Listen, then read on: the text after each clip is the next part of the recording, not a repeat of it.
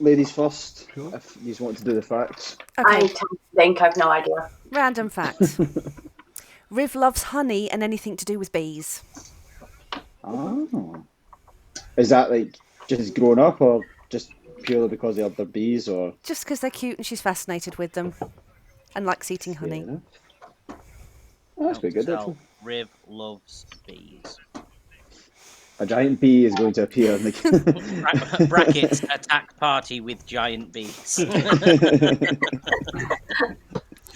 Riv befriends giant bee and gets it as a mount. That would be quite cool Ride as a a familiar. bee! I'd have to look into what size a giant bee actually is. Angela? Come back to me. I need time to think of something. I have nothing. All right.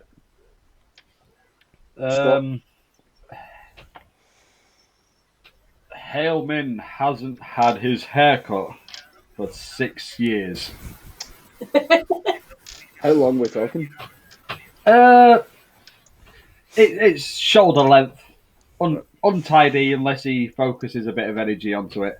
Normally he has on some form of hat from his chefing days to keep his hair out of people's food. So 6 years of growth. Like, his hair would be longer than he is. Has he got a? Is He Hillman got a beard? prestidigitations it off. That's why. Like, yeah, it just looks he there. magics it off. It just looks tidy. Does Hillman have a beard? I think he's got more just mutton chops rather than a Right. full beard at the minute. Right. Haleman has braided ponytail. Because that would be the only way to have 6 years of hair and not look like Cousin It from the Addams Family. Yeah, he's trained his mage hand to braid his hair in the night. Ooh, that was Oh, unseen servant.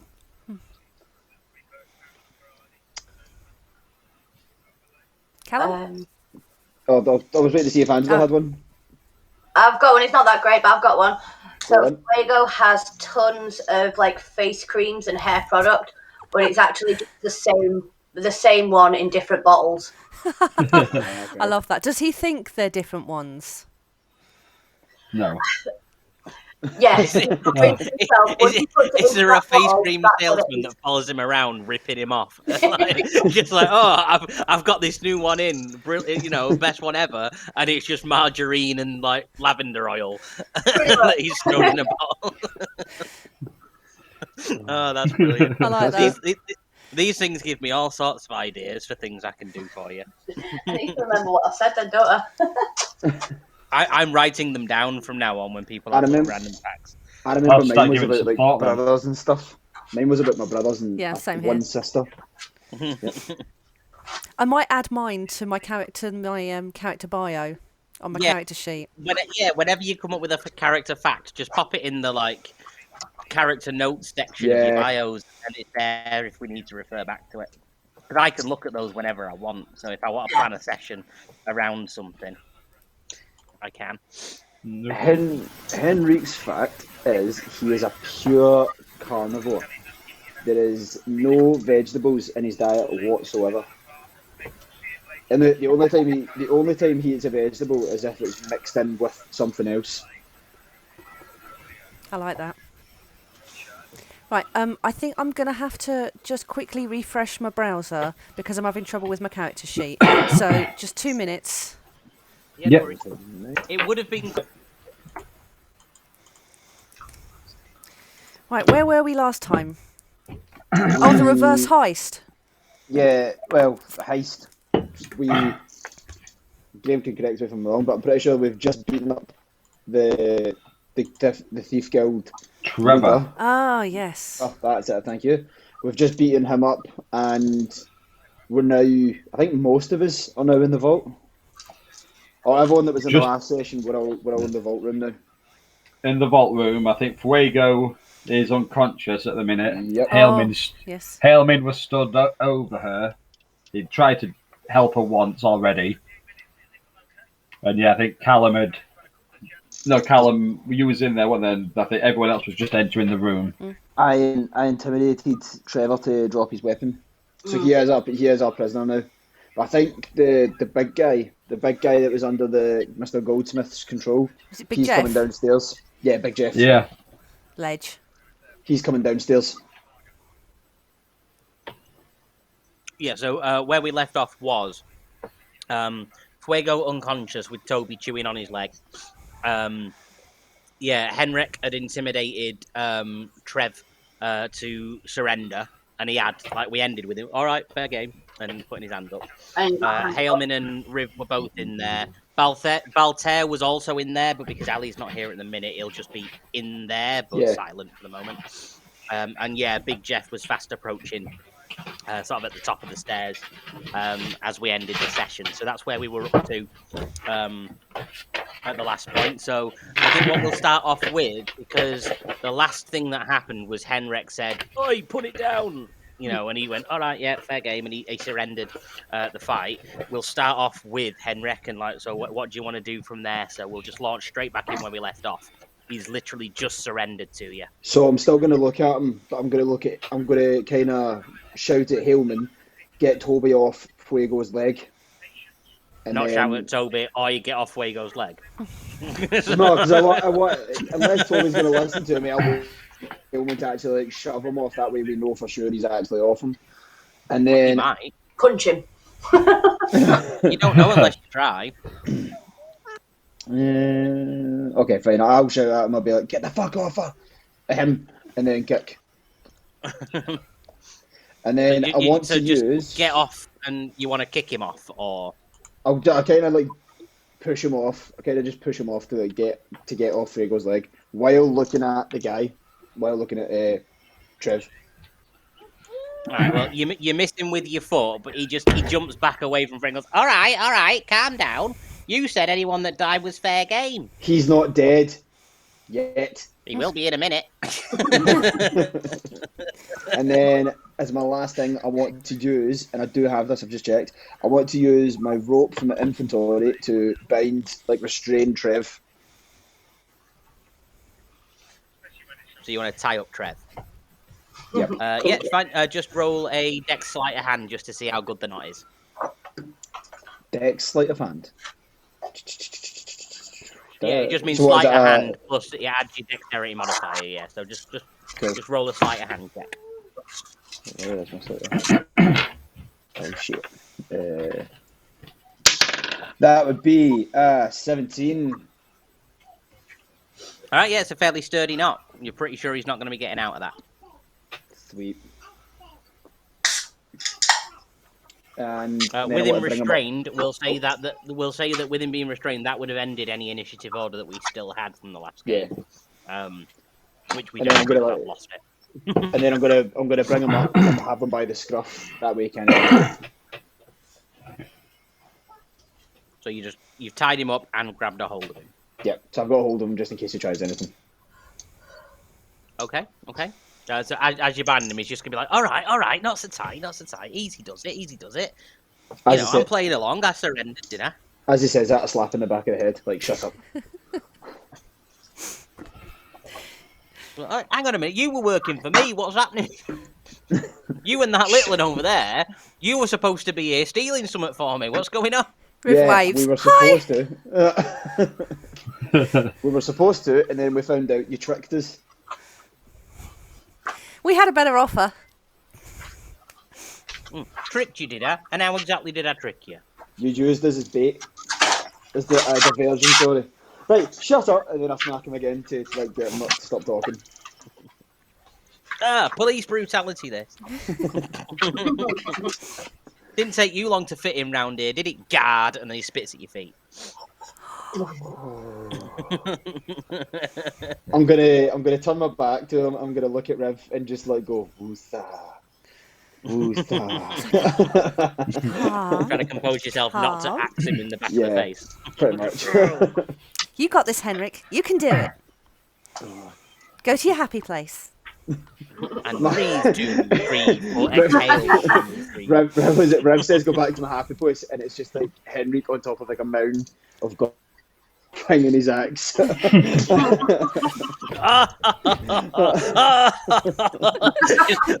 like playing baseball with him as they come in.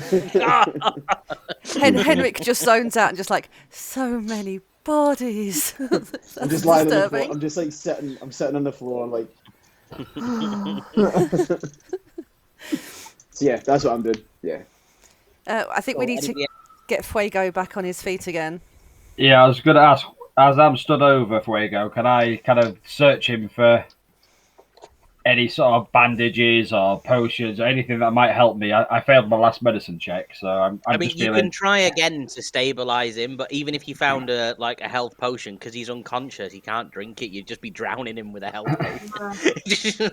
All these those. Because he can't swallow, so you're just pouring health potion in his neck. Rubbing his head. So, if I can, then I will try and stabilize him. Go on, just down you go. Go on. It's like feeding a dog a tablet. Just grab his head, grab Fuego's head, and then just sort it. Yeah, I mean, if you can roll a medicine higher than a 10, then he'll be like conscious enough to drink a health potion if anyone's got one. If no one else has a magic. Well, I rolled a 9 and I have a +1, so.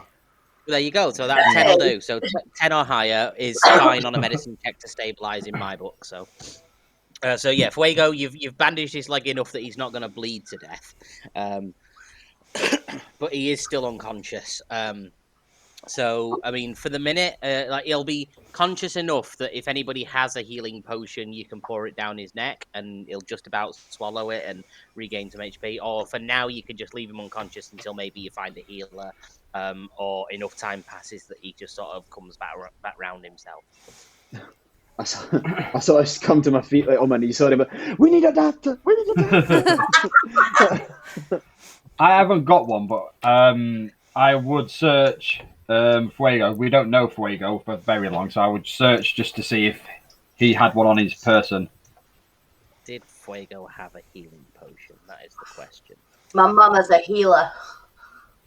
She's a Legna's. It's a Legna's son, so he would have felt there would be at least a one of the herb pouches that she used to have all the time. Yeah, but she could only use them because she took the feat. I have a potion of healing. If you've got a potion of healing, you'll find the potion of healing on him. Then can I slowly just try and pour a little bit into his mouth, cradle him, and 3d4 for a potion of healing. I thought it was 2d4 plus. Or is it 2d4? 4. Oh, plus 2. Potion. I think that's what I don't know. I'll look it up. While they're doing that, Riv is gonna inch round the room. How open is the safe? The safe was almost completely open. Almost. It was almost completely open, if I remember correctly. Yeah, one more turn, I think you said. It was Almost, like you were you literally say? one point of a roll away from opening the safe. So, how do I go about opening that safe? If you want to finish trying to crack the safe, it'd just be. I'm looking for another healing potion. Right. Okay. It'd just be guys, there might be of healing hand. in here. Well, I'm trying to do it kind of while they're occupied. I mean, Big Jeff is literally just coming down the stairs behind you. If Jeff sees you. And if Big Jeff sees you cracking into the safe, I'm not saying that Big Jeff will attack you, but I'm not saying that Big Jeff won't attack you. Do it. Big Jeff sounds like he Don't would think about take it, just do all of it. us. Hailman's busy with Fuego. He doesn't see what Riv's up to at this minute in time. Dangerously curious. That's gonna- that's my whole 2d4 character trait. plus 2 healing, by the way. 2d4 plus 2 healing for this. So that'd be, I rolled a 4 and a 1, so that'd be a 7 altogether. So Fuego regains 7 HP. Oh, it didn't. Oh no, he brought me back to 0, didn't he? Yeah, it brings you back to 0, and then you regain 7 from the potion of healing. Yay! Thank So, you.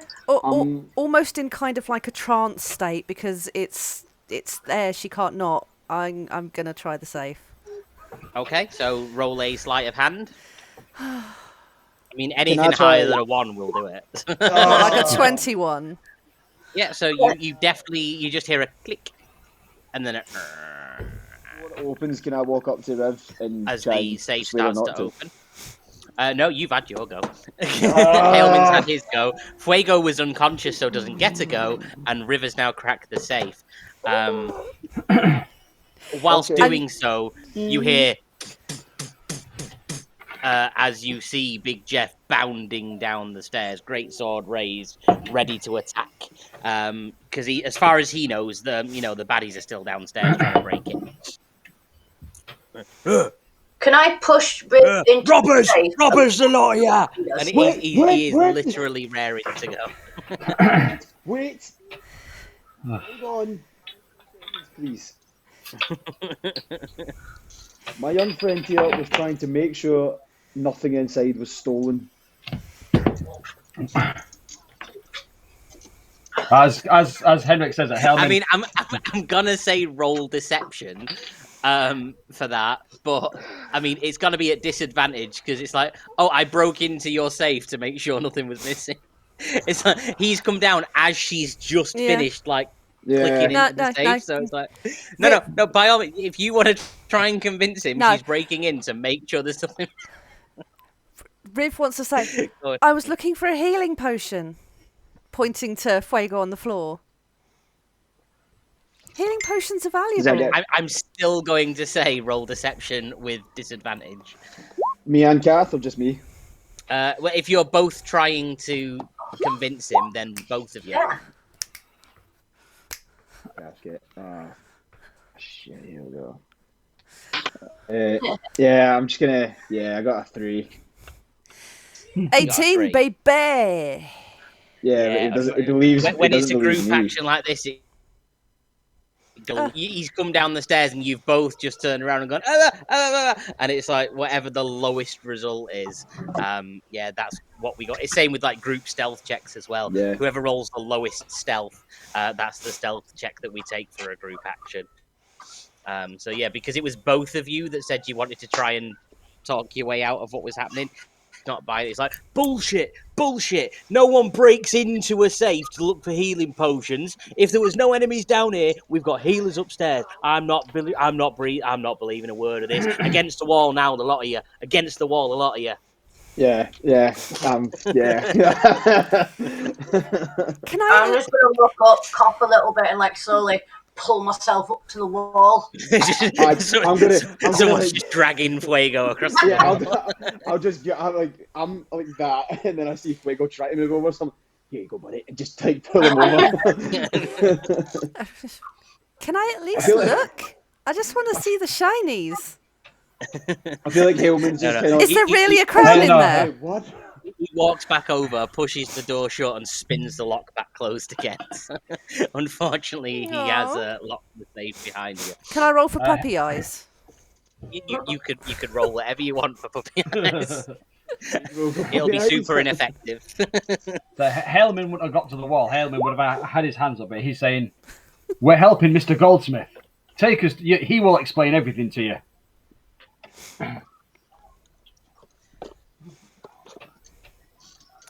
So you just said, we're working for Goldsmith. How will he respond? Let's see. You just see him. You sort of see him pull like a chain from around his neck with a little whistle on the end, and he soundlessly just into the whistle. And he goes, "Well, we'll see, because he'll be here in a minute."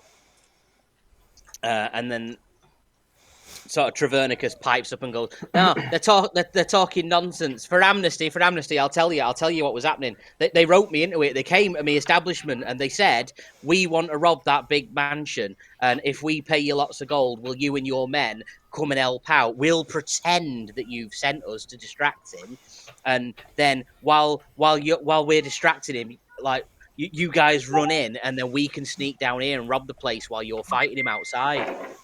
Is what he's gonna say. I'm gonna look at Jeff. I'm gonna look at Big Jeff and say to him, if we were doing what this guy said, why would we come outside and help you defend the building? Well, some of you were outside with me, but she weren't, and he weren't, and he weren't. I was at the wall. We were trying to make sure. I never saw you on no wall. It's like Riv Big climbs Jeff up the didn't wall. see everyone. Look, like this. We sent Fuego down here to make sure the safe was fine. And if you hadn't noticed, Trev, whatever I call him, he's inside. He snuck his way inside. I'm saying all this while I've my heard hands of are a up. scapegoat before, son. It's like he's still there with his great axe out. He's not believing none of you, purely because Trev rolled higher than he did for his sort of persuasion versus an Okay. insight. So he is sort of leaning towards Trev may actually be telling the truth because at least Trev is a known quantity. He knows that Trev is Goldsmith's brother. Yeah. And yes, whilst he does know that they constantly are at war with each other, he doesn't not believe that you guys might have been roped into it on his side somehow. So at the minute, he's distrustful of all of you.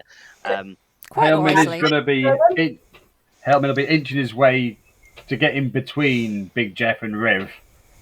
But he's not backing down though. Hailman is standing firm, knowing as far as he's concerned, he's helped Goldsmith and he's confidently standing there holding his ground. Yeah. But just getting between Riv and him, just in case he wanted to attack her. Sorry, guys, couldn't help it. I mean, you can try, but at this point, it's unlikely he'll buy it. But by all means, try it at disadvantage because he already doesn't believe a word you are all saying. Fair enough. Between like coughing and splurting, I'm like, just take us to Mr. Gold. He'll confirm it. I promise. What did I get? 8. Never mind. An 8. Yep. Never mind. So as you say that, though, Mr. Goldsmith comes down the stairs, flanked by like a fleet of his own personal guard as well. Jeff, you blew your whistle. What's going on? What's happened? Blew your load. Sorry. No, it's fine. And Jeff turns to him and goes, "I've caught this bunch of robbers, sir. And your brother over there, Trevernicus, he's telling me that they're the masterminds behind this whole thing, right?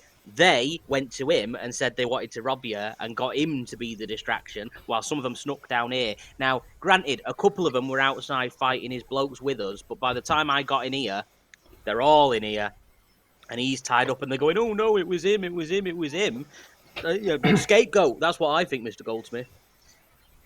And Mr. Goldsmith goes, "Well, the good thing is, Jeff, I pay you to kill things, not think. I tend to believe these people over Trev because we know what he's like. How long has he been trying to break in and rob the place now? And you think that he's not silver-tongued enough to try and talk his way out of it? I mean, it might have worked on you, my fine friend, but not on me. Sorry, guys. There's There's a a few minutes. Continue, though. Yep. There's a few reprobates still left on the grounds. If you wouldn't mind cordially going and rounding them up, thank you very much." Before it goes, I'll stick my tongue out at him. I was gonna do the same thing. I was gonna say Riv blows a very small raspberry, just like. You sort of see his hands tighten on his great axe, and he sort of shoots you an evil, and then just sort of walks out. He's not going to act on it because Goldsmith's there, but you get the feeling if Mr. Goldsmith hadn't turned up, you might have got an axe to the face each. Hailman would have taken that gaze and stared it right back at him. Fierce, standing there. You're a little Wolverine, Hailman. He is when his family's in trouble. Whether that'll be his downfall or not remains to be Oh, seen. yeah. Yeah. It's like, bugger off, dragon, I'll fight you. just Hailman disappears in one bite. 2 rounds later, there's an explosion from inside the dragon. I'll kill it from the inside. Guardians Its of the belly Galaxy button starts style. to glow and I can imagine that. So yeah, he sent Big Jeff, and Big Jeff leaves the room off to sort of mop up whoever's left, sort of around the grounds, and Literally, sort of for some help them people. to clear up. Well, yeah, like literally mopping. Yeah. And Goldsmith sort of starts shaking his head, looking at Trevor, and just, Trevor, will you never learn, brother? Right. How many times is this now? How many times is this that you've attempted this? When you actually manage to convince them to be on your side and they actually try and steal from me, they all die. When you fail to convince them to actually steal from me, your guys all die. Has there not been enough death? And then Trevernicus is going to look back at him and just go, I want the crown. It's like just all I'm gonna find something semblance that's of like, convincing himself other. I feel like I I've got a want hangover. the crown. It's like, I keep telling you, there is no crown. Mother and father left me the estate and a butt ton of gold, but there was no crown. We're not royal, we're not noble, we were just wealthy. But I want to be the king. It's like, well then, manufacture a crown. Call yourself king. Call yourself the Thief King. But there's no crown here. We don't have one. I'll open my vault. I'll let you see. Right? I'll let you in. You can have a look. Riv And he perks walks up. over. he walks over and he just sort of puts his hand against the vault door, and you just sort of hear the mechanisms like click, click, click, click, click, click, click, click, and it just sort of, and it again just swings open. He goes, "Come on, all of you." Riv's Shows first all- there. First there. This- Just right next to you. Massive eyes. So you all obviously enter the vault. You go in, and there is a mountain of gold, like Ooh. it's taller in height than Henrik that would be stood there. So it's like a 7.5 foot tall mound of gold. Think the caves of Agrabah in Aladdin, like the animated cartoon film. Yeah. Rubies, gems, treasures galore, sort of abound. Riv's going to turn to Hailman and she'll be like, it's so shiny. Just overwhelmed with just joy. As she says that, Helman, Helman's staring intently at her, and he's got his mage hand just waving behind him as if ready to slap her wrist if she was to try and grab any of the gold. he's just watching. I mean, her hands are a little bit twitchy, but she's trying to control the urge. So there's like podiums and plinths that have got more desirable treasures on, like particularly more valuable items sitting around, dotted about. There's like a Fabergé egg. There's murals on the wall, suits of really fancy looking armor, really really nice valuable looking weaponry and stuff. So, swords, shields, axes, all sorts, just sort of lying about the place. But definitely no crowns that you could see. There is what looks like a bust with an empty head that may at one point or may potentially be able to hold a crown, but there's definitely no crown on it. And it doesn't look like there's been anything on top of it recently. There's a see, brother. No crown. I've got treasure galore. I've got gold. I've got jewels. I've got gems. I've got paintings. I've got priceless valuables and weaponry. But no crown. Well.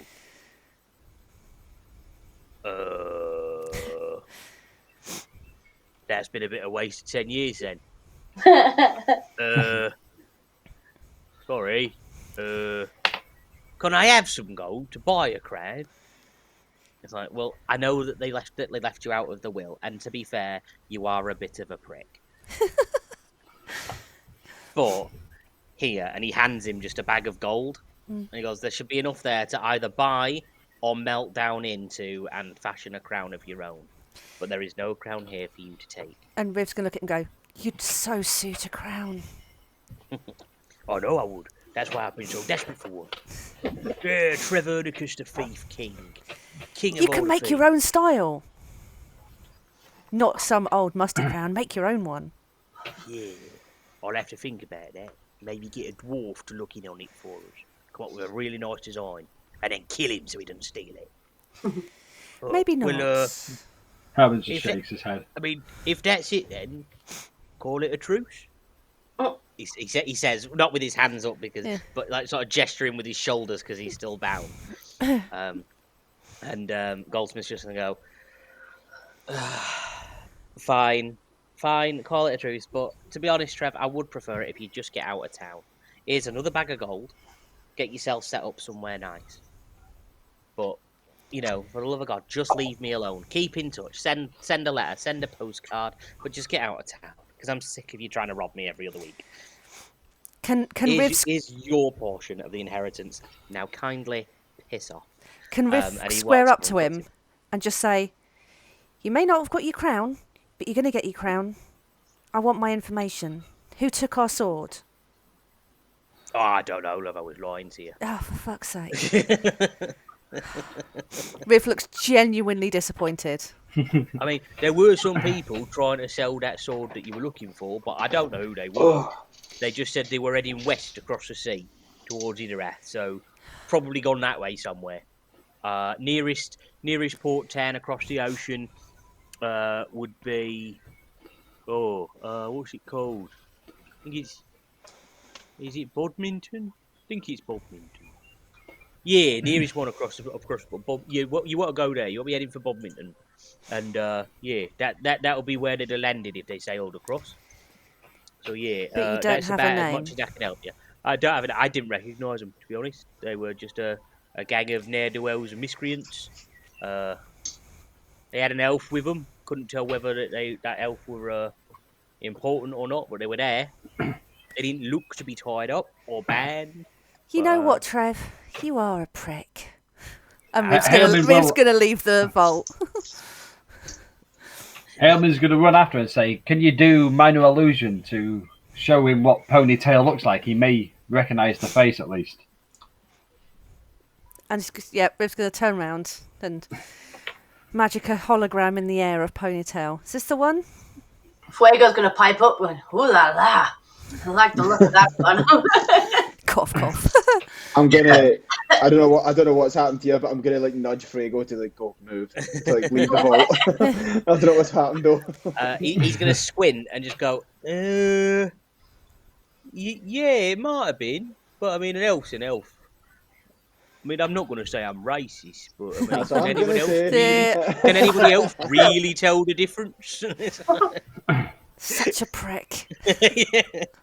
That's me, love, and winks. Well, you're at least you're self-aware. So what happened? We were taken into the vault, and Goldsmith has just paid Trevor to fuck off. But he What, doesn't. us? But he lied to us that he doesn't know who took the sword. Who said he lied? He So who did. took the sword? Who took the sword? Oh no, he lied that he knew in the first place. Yeah. Yeah. He doesn't know who took the sword. He was lying when he said he had information. All he knows is where they've gone. Motherfucker. That's basically, yeah. Just before we leave him, can I ask him a quick question? Yeah. I'm gonna walk up to him and be like, so who's left at the Thieves Guild? Who's left? Yeah. Or did we just kill everyone in the Thieves Guild?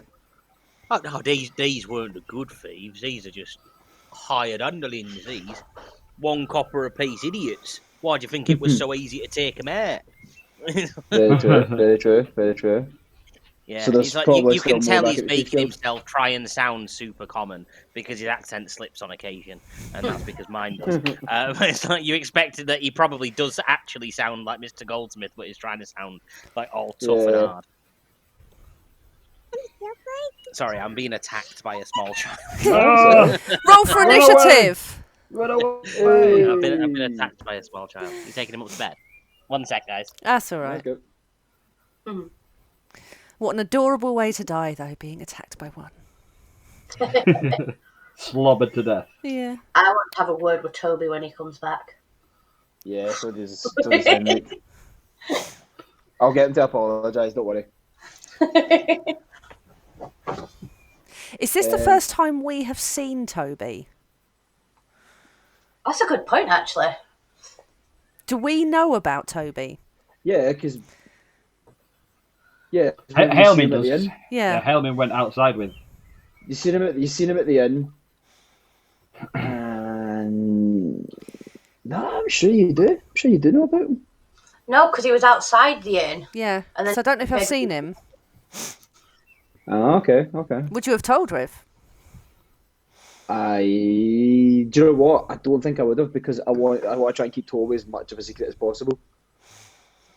So do we just think some random imp has just jumped up Yeah. and started attacking Pretty Fuego? Mm. So Hailman would have seen it, so he knows who Toby is. So he would have. That's why he hasn't attacked it when it was on Fuego. Yeah. Welcome back, Greg. We were just trying to work out whether Riv has ever seen what Toby is or knows what Toby is. Has Henrik ever told anyone about Toby? Other than Hailman, I don't think so. No. I'm trying to remember if I have. I don't think I have. I think Haleman made a comment to Riv when he went back into the inn. I think. I can't remember. No. Oh well, in that case, Henrik's gonna like turn around. Let's just retcon it and say no. Only Henrik and Haleman knew about Toby. Rev's just seen Toby for the first time though, so. Yeah, there goes. Oh yeah. So a little bit freaked out. Fair enough. What was that? It was eating him. We'll go back in where we left off first, and then we'll cover that bit just slightly after. Yeah.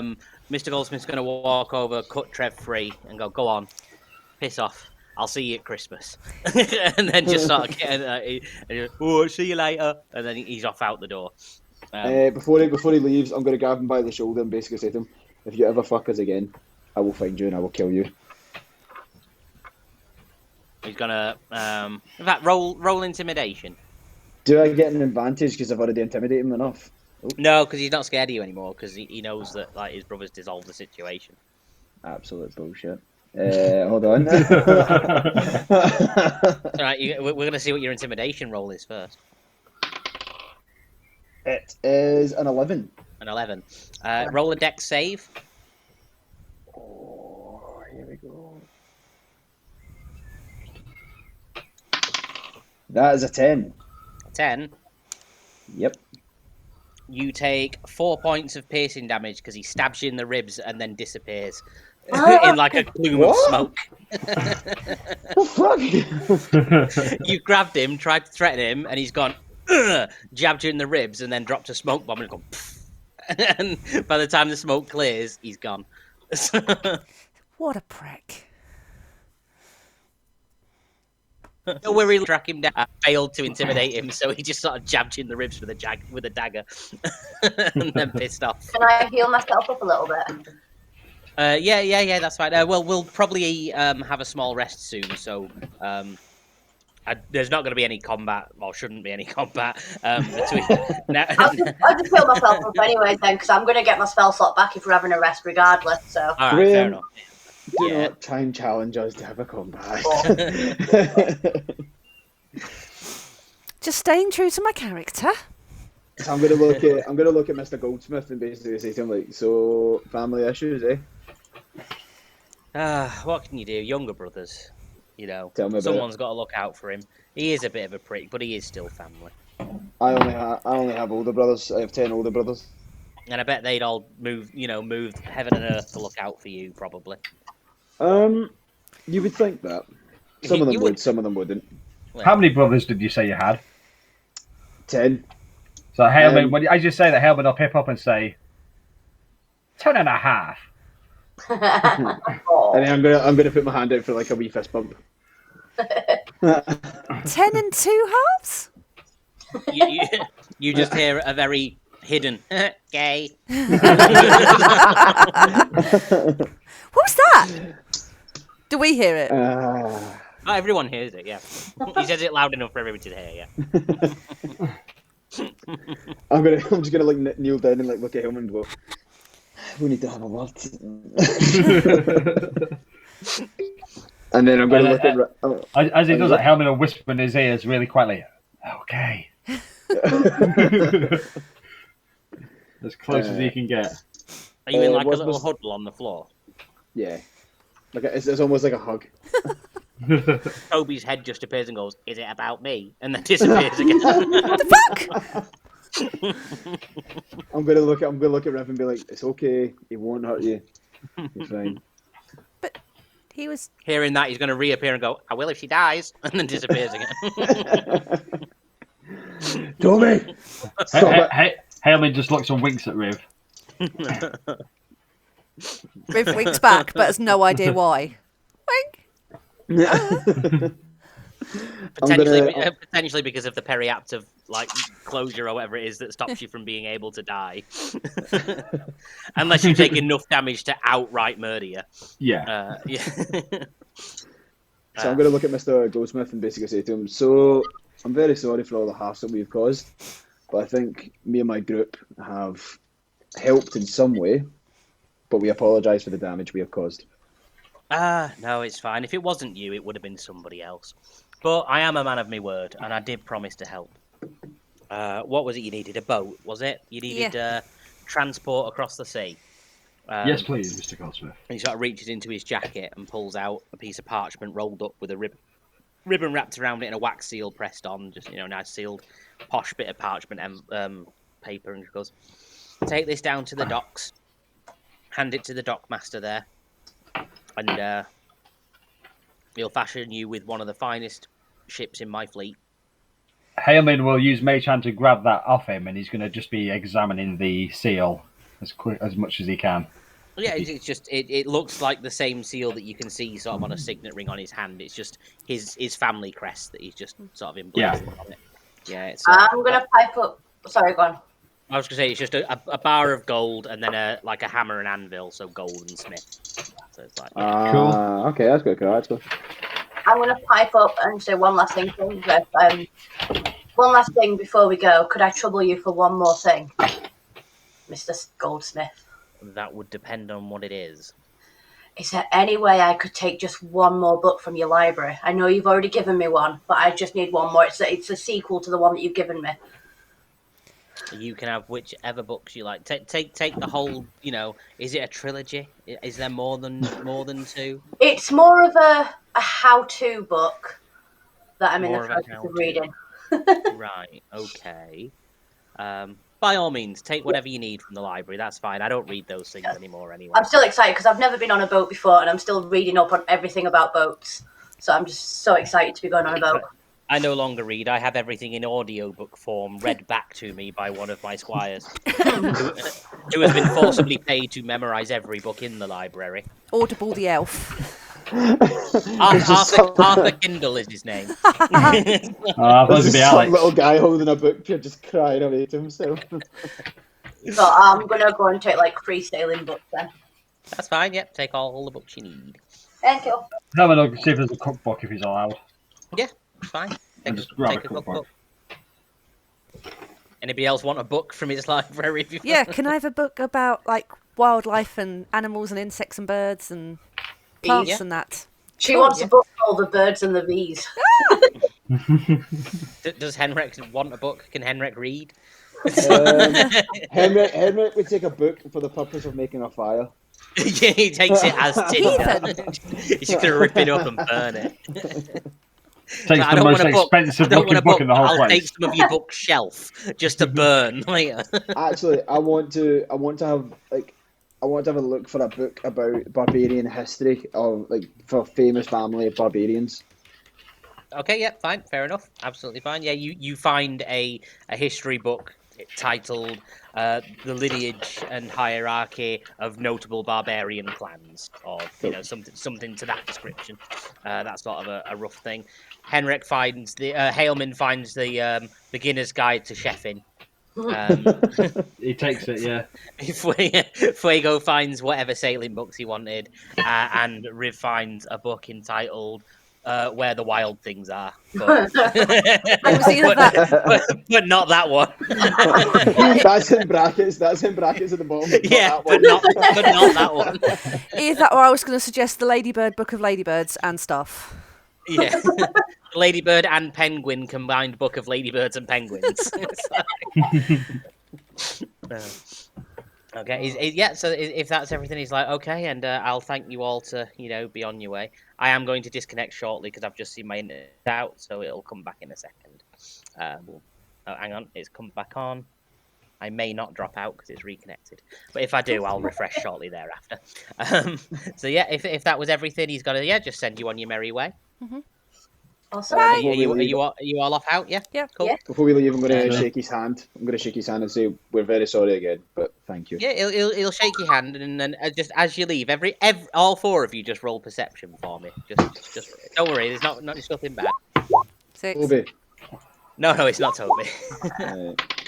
Perception. 17. Wait, Dirty what 20, I rolled a 19 plus 1. 19 I'm using dice tonight.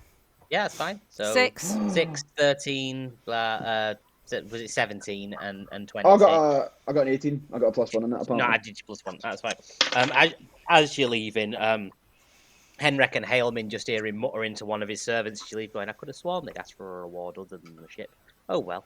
And and the door closes behind him. It's like nobody said, well, what about paying us for helping? So you've got your boat. Halemin just wants to find Ponytail at the minute. He still feels I want to find that sword. So you should hear it's rare of an adventurers guild to not want some form of payment for helping. I'm gonna hear the Adventurers Guild. We're a guild. Halemin's just gonna look around and say, "We're alive." After getting caught. Yeah. Riff's gonna have a beat, and then Riff went, I think that went well. Do you think that went well? Fuego's just looking ahead, feeling like she's so hungover, just like, shh. Anybody looking around went, where are Baltair and Arian and Itachi and Cypher? Oh, well, I'm sure they'll catch up. Yeah. They knew where we were going. I'm sure they'll meet us there. We'll just That we retcon found that the maybe tavern. they'd gone ahead to the docks. Yeah, we can sleep in the ship. Yeah. You see Itachi and Arian just walking across the field to the sound of that song from Platoon with Cypher's dead body. Just Oh. No, I've not killed him. Too soon. I'm not killing anybody off. Don't worry. No, they're just not here for reasons of plot. They're just not there, and they'll come back later. Right, yeah. So you find yourselves on the outside of the gates, having been escorted out by the butler, whose name I can't remember, Jeeves probably. And he's I don't think I did, but yeah, he's escorted you guys outside the gate, and you're now outside the manor. So what would you like to do from here? We'll say it was going into the evening while you were there, but it didn't take all that long for that all to get resolved. So we'll say it's sort of dusk, so it's sunset, it's starting to be on the peak of getting dark. So do you want to head straight to the docks now and start looking for the boat, or do you want to maybe try and find I'd like to try and suggest to them that, guys, can we just have a little rest? I'm never drinking again if this is what it feels like. That's probably a good idea. Do we get to rest on the boat, or if it's fancy, there might be some lovely fancy quarters in there. Yeah. You won't know until you find the boat and see. He said it was one of the finest ships in his fleet, but you might have a really crappy fleet. Yeah, you never know. Yeah, you won't know until you find the boat. In that case, yeah, let's go have a rest. Try and find a lodging. Okie dokie. Are you looking for somewhere nice and fancy, or just wherever's nearest? Just wherever's nearest. We have not a lot of gold still, I imagine. So I suggest somewhere cheap. Do any of you have any gold? Is a good question. I've got 12. You've got 12. I've got 10. I think we could maybe just make a little bit of a campfire, grab a bite to eat, and do it that way. Henrik wants a pint and a steak. Fair enough. I have no money whatsoever at the moment. Because you gave it all to Goldsmith, didn't you? No, I Ponytail. I've not got any money. Everybody got robbed. Yeah, everyone lost their money, didn't they? With Ponytail and Halemin. You guys have earned a bit of money so far. Halemin's still skint. I think some of you looted or found some other way to obtain some gold, but everybody was reduced to 0 gold when you were robbed. Guys, look, it's me that wants this rest, and I'll pay the accommodation. Yeah. Fuego wasn't reduced to 0 gold because he wasn't a part of the party when you were all robbed. Yeah. He joined later, so he had some gold when he came with, when he joined on. If Alistair was here, Baltair would also have had some gold and etc. and so on. But yeah. So Fuego's going to find a place and sort of fork over for room and lodgings for the night. Yeah. All right, okie dokie. So there's sort of nearest sort of inn with room and food and drink. It's sort of medium level quality. It's not the fanciest place, but it's not a dive where you'd be worried about getting stabbed in the kidneys or something. So better than a Premier Inn then. Better than a Premier Inn. It's a holiday. It's a holiday. but it's more of a travel lodge. It's like, there's a nice 3-star hotel. It's not 1, it's not 5. A nice 3-star inn, sort of in town nearby that you can go to. And there's a sort of a sign out front that says rooms. And then it's got like sort of group sizes, so like 1 to 2, 1 gold, 2 to 3, 2 gold, 3 to 4, 4 gold. Room plus breakfast, plus evening meal. If you want all inclusive for the night, 8 gold for a party of 4 for enough rooms and an all inclusive food for your tea and your breakfast. Drinks not included. It's the least I can do. I'll give it 10 gold, and then you get some drinks as well. Cool. You look like you need it. Oh, more than you know. Let's go then. Let's get some grub in. Yep.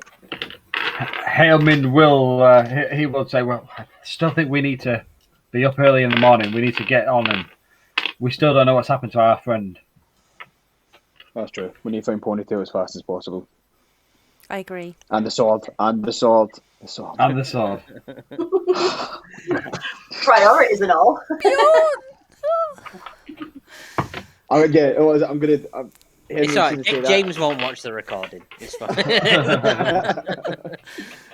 Henrik's gonna say that, and he's gonna lift his. Is it like a stein? What's a cup? Yeah. I don't know. A tankard. A tankard. Well done, Graham. That's right.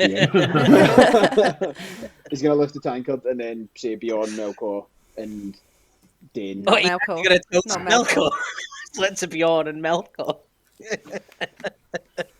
Yep. I'll raise it to Melkor because I still don't know much about. I thought they told Fuego that I'm Melkor. still kind of refusing to his believe family. it, refusing to accept that he's dead. Right. I was going to say, I because so highly of him. if But he, I tried to put it under my breath to Melkor. well, that's what the hell Henrik do every time Henrik does the toast on Rib and they don't say Melkor's name. Hailman will just whisper it. Out of respect, he did help us in some respects. So, He liked him. Anyway, you enter the inn and you approach the counter. Fuego obviously speaks to the barman and says, "Oh, we need 4 rooms for the night, inclusive of tea and breakfast." Goes, "Sorry, I haven't got 4 rooms. I've got 2 twin rooms though, so you'll have to double up." So who's going with who? I'll go with Hillman.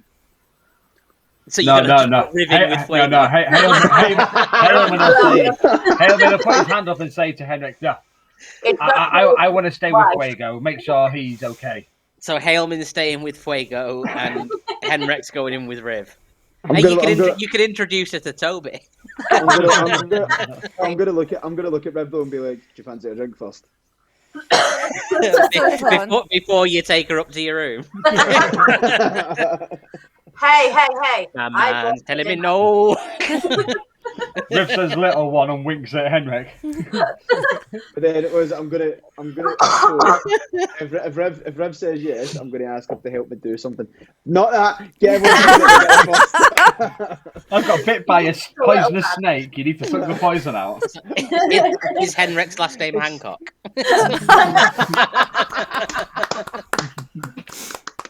That was beautiful. Thank you. Well done, Graham. Well done. Oh, now you've made me remember the videos that I shouldn't have watched. Oh. I haven't watched any video. Don't watch it. You need eye bleach. It's gross. Is this the actual video? Yeah. There was a video put up. I saw it with it had sun emblazoned all over it, but somebody shared it on Facebook earlier, and it said, "Oh, it's even worse with volume." I didn't put any volume on. I didn't watch the whole video. Within about 12 seconds, I'm like, what? The best one is someone has overdubbed it with some of the Alan Partridge footage, and it's even cringier than you believe. We got somebody dubbed. Do you ever hear the Still Game? Oh, I love that. It's a Scottish comedy. There's a scene in that where somebody's dubbed it over that. It's quite good. Anywho. Anywho, back to not real life. Sidetracked. That'll be after the game. Yeah. So we're twinning up. So Hailman's gonna share a room with Fuego. and Henrik and Riv are going to share a room. Yeah. Yeah. Yeah. Okie dokie. Yeah, if Fuego's trying to sleep, Hailman will just be sat there and he's going to be telling Helen all stories he can remember about Allegra and how many times he saved us. And Right. Is Fuego heading straight up when you get there, or is he stopping for something to eat and drink first? He'll. How long? What time do you reckon it is? I would say as you left the manor, it was dusk, so sunset. Maybe about 7:30, with nightfall being around 9. So you've got about an hour and a half until dark. No, I was hoping I could maybe go for my short rest and then still come down and join them after, but it'd be too late. No, I'll sit and have something to eat with them. But I'm going to be half there because I'm still kind of like nursing my head and I'm flicking through these books as well. Just holding in a kidney whilst having a bite of a sandwich. And Hailman's then sat next to Fuego, chatting in his ear, telling him how heroic his mother was. I'm wiping away a tear. Always knew she was a good one. Very brave. Rib's listening as well to these stories and kind of loving remembering the good times. I'm going to be showing him some of the the letters that she'd sent me that specifically mentioned them in it, kind of thing. Oh, when we nearly killed that elf and she floated down a stream. Good times. My first love. Henrik's gonna go. Is Henrik and Rev still downstairs? We all are. Henrik. Yeah, everyone's currently downstairs for the moment. Yeah. So Henrik's gonna look either at Hailman or Rev, or both, and he's gonna take out the book that he got from Mr. Goldsmith, and he's gonna look at them. So listen, guys, I need your help. I need you guys to help me find my family, or what is left of them. And then I'm going to push the book over towards them. I can't read as well as you two may can. I need you to help me find where Clan Firebeard have made up camp or have been left. What is their history? I just need to know what happened to them. Riv will take it on. Hailman will offer his help, but if Riv's doing it, then he'll just be still chatting to Fuego and let Riv take over reading for a bit. Yeah. He's just happy she's slowing down. And Fuego's going to be asking Hailman, thank you so much for helping me, for bringing me back there. Is there anything I can do to repay you for your debt? Help us find this sword. Yeah. Your mother was good friends with a friend of ours who lost his life, and we're out trying to get his sword back, which we hung in our old tavern. Help us with that and continue in your mother's name. Absolutely anything. I will do anything. You've got my word. I'm by your side. And then I'll go back to my book. So, do we need any more drinks? More drinks! Everybody still sat around the same table, yeah? Yeah. Okay, what I want first, because Callum's asked Riv to help read through this book, just roll me just a straight intelligence check, just to see. Wow, there we go. How far you read through just for tonight. Oh, not bad. Yeah, so she's gotten a fair way through the book. She's about a third of the way through. She's not found Firebeard yet. She's currently on like the D section. Yeah. So it's like if it's A to Z of local barbarian families, yeah, she's made it about a third of the way through. And then everyone just roll perception for me as well, please. 21. 9. I got 4. 19. Oh wait, no, 4 plus 1, so 5. Okay, that's fine. That 5's gonna make a difference. I'm not telling you what those are for right now. I just needed them, so that's fine. Yeah, he's smiling. I don't like it. Yeah. I mean, I like it when you smile, but not as a DM when you smile. Always looks bright because of the beard. I'm going to put my book down and look up at the clock and just kind of like really quickly stand up. I'm sorry, guys. I'll be back. I'm sorry, guys. I'm just going to run out the pub. Run out completely? Yeah. Henry's gonna look over and be like, cool, and then just go back to his pint. Haleman's just gonna get back to his food and just think, no, obviously privacy. Out. I'm gonna look at Hillman and slide over a drink. I'm gonna slide over my tankard of ale and ask him, "Do you fancy a drink?" I feel like you could do with one. Oh. We've been through a lot, so let's have an ale. Let's. So there's And like, then I'm gonna Henrik's drinking out of a normal tankard, and it's like massive on the two of us. Yeah. Sit beside Both hands. Hillman's head. And then I'm gonna like wave down the waitress and say to her, can I get a pint of ale, please, and can I get a drink for my companions here, please? Do you do I'm just thirds? reliving his glory days of when he was in an actual pub, just like, hey, waitress, Oh. can I get a round for me and the lads? I was actually in the pub before this, and it's so good to be back. Still not been to a pub yet properly. You can get a third of a pint if Riv wants a third of a pint. Yeah. Helen will ask about some wine. He fancies a bit of wine. Toby a bit gay. Can I try and catch him while he appears? You could try, yeah. Do a Strength. No, it wouldn't be strength related. To catch him, it'd be dex related. But do we do just straight dex or sleight of hand? Do I see? If I see Henrik doing this, I'm going to put my hand on him and I'm going to use the Ring of Storage and just give him protection against good and evil. Which, because it's a fiend, it should give him advantage on any sort of interactions or disadvantage. Yeah. It'd just be like, touch Henrik and just be like, well, I think it's time you taught this guy a lesson. Yeah. Riv's going to do some kind of stage whisper to Helm, just like, is it a pixie? Actually, yeah, you know what? I can't be bothered looking it up, so let's just say that can give him advantage on. Just do a straight dex check.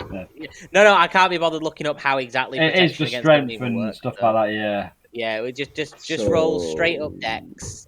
So I don't think you have a bonus to dexterity, so just roll a d20 twice and take the highest. Cool. Okay. Oh, I got 14.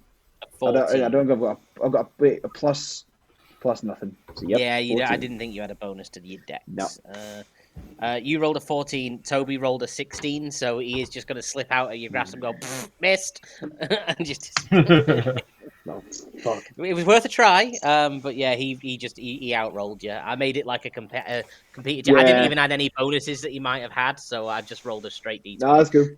He could disappear, so... Yeah, he can turn invisible at will, so it's just like whoop. I'm gonna look at come back and sit back at the table and just like wipe my face. Sorry guys, I'm still feeling a bit rough.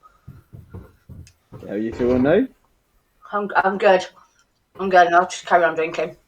Yeah, so I mean, before from your earlier observations, nobody else really seems to notice anything different. But Riv notices that Fuego's looking quite a bit pale, looking quite pale and sweaty, a little bit clammy. I've got COVID. Yeah. Not looking particularly well, but other than that, nothing else particularly untoward. Henrik's gonna see that. Like now you've said that, Henrik's gonna see that and be like just sliding back along the table. Oh, I know. Henrik doesn't even notice because Henrik's perception check was too low.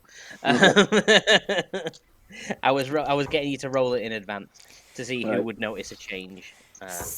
So Riv's gonna look square at Henrik and just go, "What's with the pixie, or is it a fairy?" Yeah, I knew this was going to come up at some point. Before I go, come here a minute. I'm going to explain what was actually attached to your leg for a second.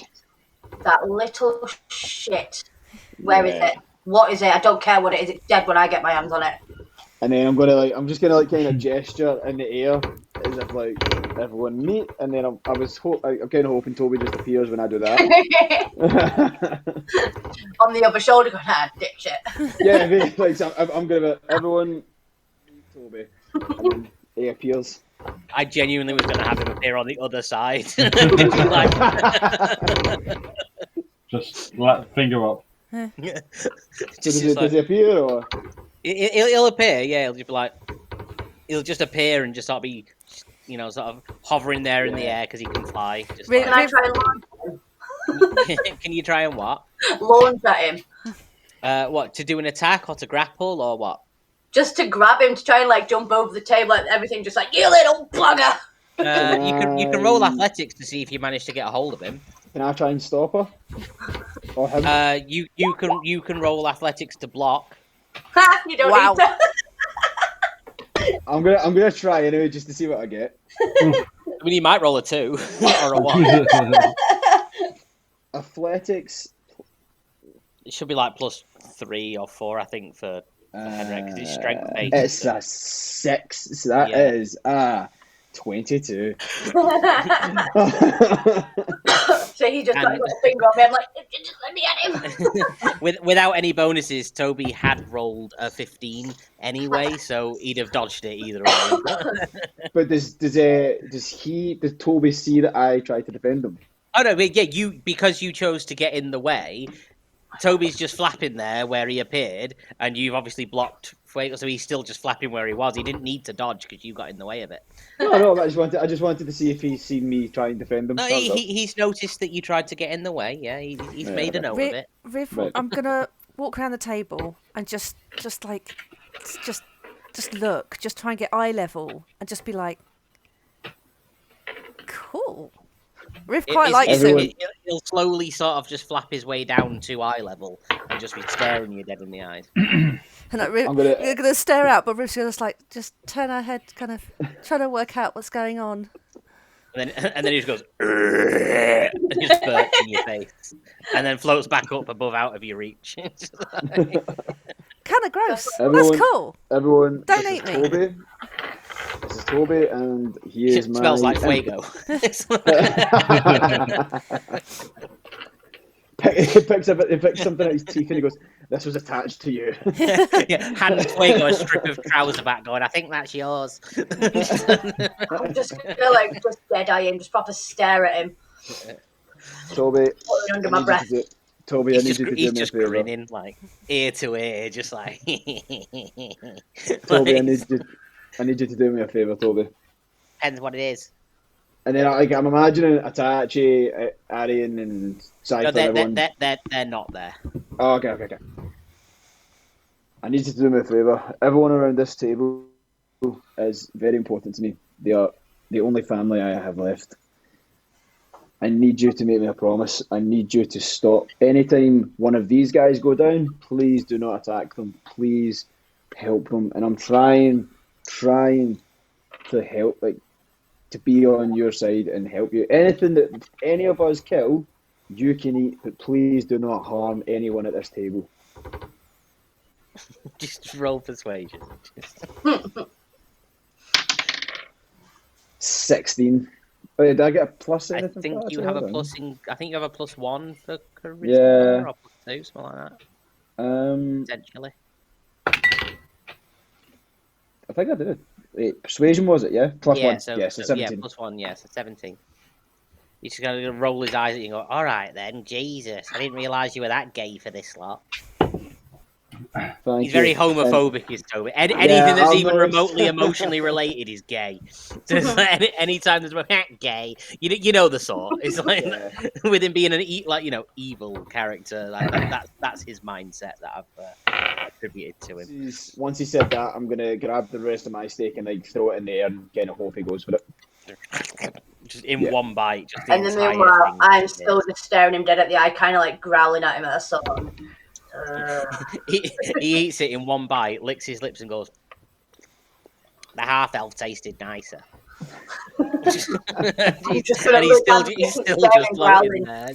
After a moment of silence, Riv's just going to go, "I'm going to make you a hat." she's going to try and make a little hat for Toby, or a little scarf, or anything possible. She's going to try and make him little clothes because she's still convinced he's some sort of pixie. I'm going to look at him and say, "I'm going to make you into a hat." Helmin's just going to look at Henrik and be like, I'm sorry. That's fine. You didn't know what was going on. And then on that note, I'm going to go to bed. Helmin, he'll head up with Fuego, and he's just, because of what happened the day before, he's just keeping an eye on Fuego to make sure he's okay. Is Fuego going to bed as well? Fuego will go upstairs, yes.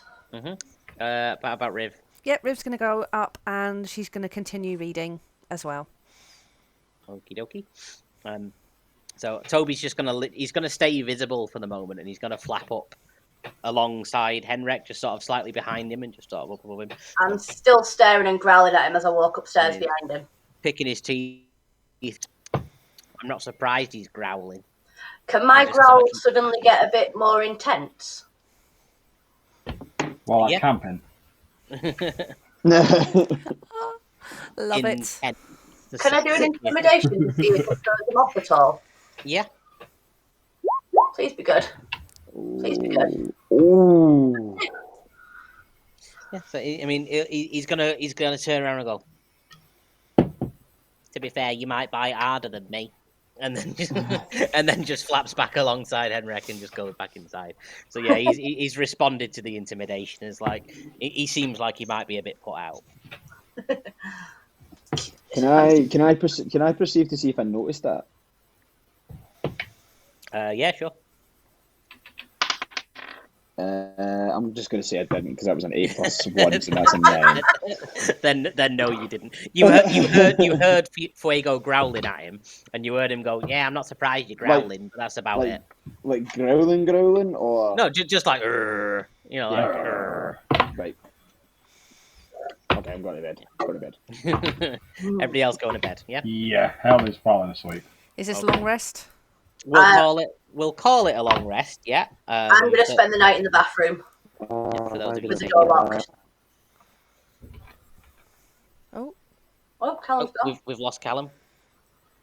Yeah. I mean, no. Hi. Yeah. So just while we're resting, I'm just going to borrow 2 of you. Won't be a moment. Okay. Oh! I think I know what Angela is. I have suspicions as well. I think she's a vampire. Yeah, but then if she's been out in the day, maybe werewolf. Yeah. Oh, that was going to be my second guess. Yeah. It was going to either be vampire I did. or. Yeah, when she left out and kind of, but it's the fact that were we out in the daytime that's thrown me a little bit. Look at the faces they're making. I don't like it. I know. Right, between Henrik and Rev, if a shit gets rowdy, are we going to save? Are we going to need to save? Yeah, we're going to save Helmin. We're going to save Helmin. We're going to kill Fuego. Ah. Graham, if you're ever watching this back, you're a swine. You are. We are saving our family. We are saving our young friend. Helmin's going to be a small werewolf. This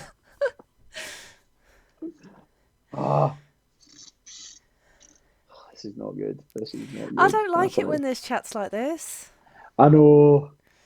I'm worried. I'm really worried. I'm worried.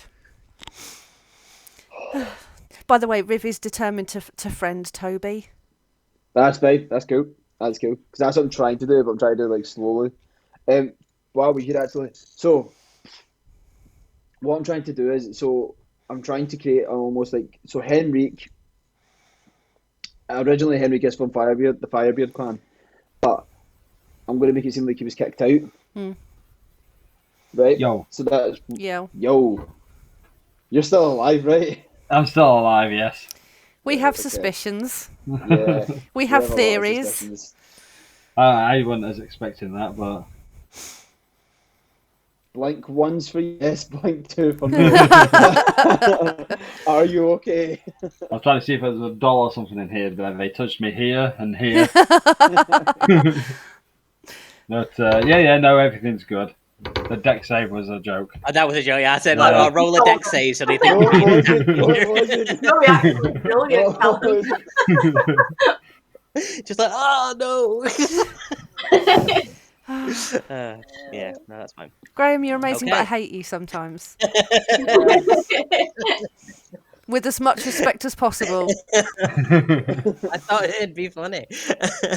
You're not wrong. You're not wrong. You did good. Okay. So are we calling that the end of the rest? Yeah, everybody wakes up. Yep. Yeah. I wake up, don't feel fully like I've had a great night's sleep, but still feel quite relaxed and fresh. Callum, you wake up and Toby's just sort of curled up asleep at the foot of the bed, like a little cat, just like curled up at the bottom, like by where your feet would be. River's Right. put a tiny little blanket or tried to cover him over a little bit. She's convinced he's a pixie and she will hear nothing else but. Fair enough. Okay, so morning rolls round. Does anybody want to do anything or anything in particular before they head downstairs? Anything like that? A Haleman would like to go downstairs early, and he starts like getting everybody's breakfast plated up and gets everything ready for when they get down. Okay. Wait, have you just walked into some random stranger's tavern and just went? I'll And just take the started breakfast." making- No, I'm just going down and making an order for breakfast. I'm just getting everything ready for when you guys do get downstairs. You're our mum, aren't you? Hail. You need to eat. Yeah. Get your strength up. Breakfast is the most important meal of the day. I'm noticing I'm a bit smelly, so I think I'm gonna like freshen up a bit, maybe have a quick shower. I'm gonna look at Haleman. I'm gonna ask him, "Did you sleep well?" Just strange dreams. I was dreaming of bears, wolves, and just like woodland creatures snarling and making noise. And well, I slept well. Just strange dreams. I'll be back Maybe in a second. I've no intention of coming downstairs just yet, so I'll be back. Maybe sleeping next to Fuego because of the connection to Alegna. I like that one. Alegna, thank you. Alegna. Yeah. Maybe there was some connection there. Maybe. I mean, Bartender overhears you having your conversation like, oh, you heard the snarling as well, did you? just Cleaning his mug. thought it was just me. I thought it was dreams. Well, full moon last night, wasn't it? Ah. And just goes about busying himself around the room again. Well, would Haleman know anything? What that would mean? Anything? Would he know about any werewolves or anything like that? Oh well, just do a. Riv has obviously no idea, but Kat has quite the clue what's going on. Yeah, so does Let's Callum. call Haleman worked in it- a tavern, so he used to hear stories all the time from travellers. What about What history would it check? be? Call it a nature. Yeah, call it nature. Yeah. Okay, so 12 plus a 3, so that's a Animal 15. handling. You'll have heard of lycanthropes before and stuff. Yeah, so you'll know the stories.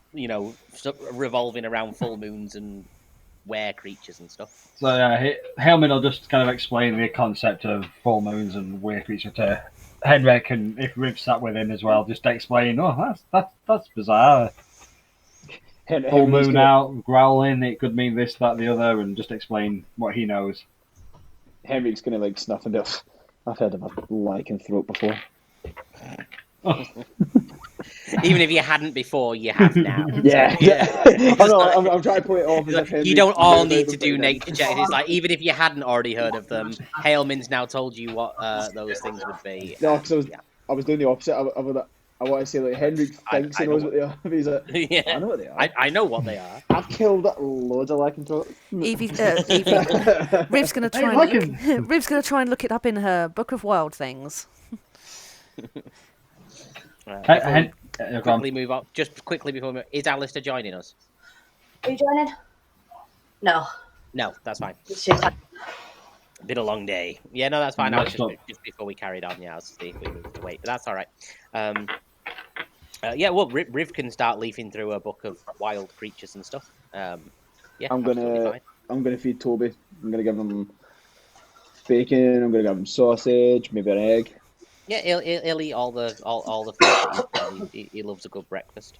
Cool. Haleman's eating his breakfast, trying to remember how everything tastes. Yeah, no problem. Absolutely fine. Okie doke. Any other business for people to take care of before heading I'm out still for the day? asleep. You're still asleep upstairs. So Fuego's still upstairs in his room.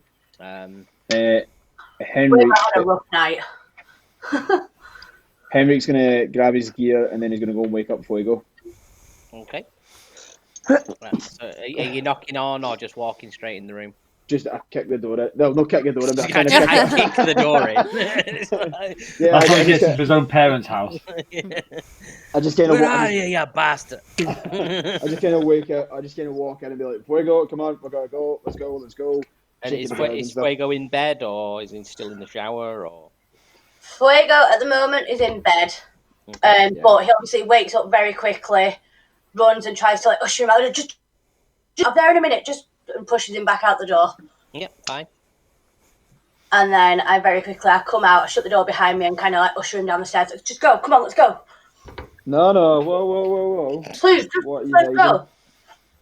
No, hold on. If you're going to be part of this group, you need to be honest with us, and honesty is what this policy is, I believe. Man to man, right? Man to man. Flush it away. Please, can we just go? No, it's fine. I'll help you. I'll help you. It's fine. Just go now. No. Please, let's go. Move. And I just keep pushing him down the stairs as we're going. I'm going to oppose that with a strength check, if that's okay. Yeah, well, you'll both need to do strength athletics then if you're doing an opposed roll. Remember, Callum may have suspicions, but Henrik may not. What did Henrik roll? Was it a 1?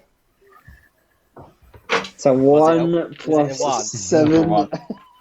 Okay. Well, we'll use it as a 1. No, you don't fail a skill check, but an 8 loses to a 13. But because as he's pushing you backwards down the stairs, just do a dex save and make sure you don't I'm fall. sorry, I didn't mean to push it like that. Fuck off. Please be a 1. Yeah, Was it a 1? It's a 1. Yeah, just say it's Yeah, it's a 1. Henrik takes 5 points of falling damage from what tumbling the down the fuck? stairs. So while all that was going Bigger on, these stairs. Hale Mindy sat talking to Riv and being like, it's a so 1d6 where rabbits for every 10 and where feet. So I squirrels? figure a staircase would probably be at least 10 feet. So Jesus. Right. falling can kill you quite easily in D&D. It's like if at ledge, you could take a potential 12 points of damage. It's like, yeah, falling's evil. And then I'm going to... I assume stand up going, what the fuck, man? Yeah, I'm just going to stand up. I'm going to stand up. Come on, guys, let's everyone go. and go, what the fuck? Like, you're looking over it. Come on, let's go. Got a big day ahead. Literally Let's go. fucking bundled him down the stairs. It's like, come on, let's move. Yes, just go. I'll heal you later. Let's just come on. Let's go. We've got a big day, guys. Come on. I'm imagining like Fuego's like rushed at Hillman and rev everyone, and I'm still like, He's literally like somehow scooped the 3 of you up, and he's just bundling all 3 of you outside now. Hellman just follows. He wants to get off. He's happy to get off early, so he doesn't even notice. He's ready to go. Riv has He thinks adopted it's his idea to go early. Riv has adopted very much a this is normal kind of opinion to stuff. Oh well, okay. Yeah. I'm just kind of going to look at Rev and be like, what? Nobody has seen this is suspicious. Like, literally just bundled you down the stairs so hard that you Henrik got a bruised elbow going, for fuck's sake, man. If you've seen Forrest Gump, where Bubba's telling him about all the different kind of shrimp, I imagine Haleman was sat there with Riv saying, you can get were toads, were rabbits, were squirrels, were hogs, and he's just listing every animal he can think of, saying where next to it. Yeah. loads of things where in front of Is it. it similar to what happens to dwellings during a full moon, where houses to warehouses? At that point, Henrik's just going to be like, nah, that's broken it. We're trying to just walk to the docks. Warehouses. Warehouses. Haleman's house just blows. He's thinking, hey, is that how it works? So I hear them talking like this, and I just try to say, guys, come on, tell me. I've never been on a boat before. Tell me what you know. No, they go on top of the water, hopefully. I've seen pictures in books, but is it as magical as I'd imagine? I've only heard stories. Will you wear a captain's hat for me?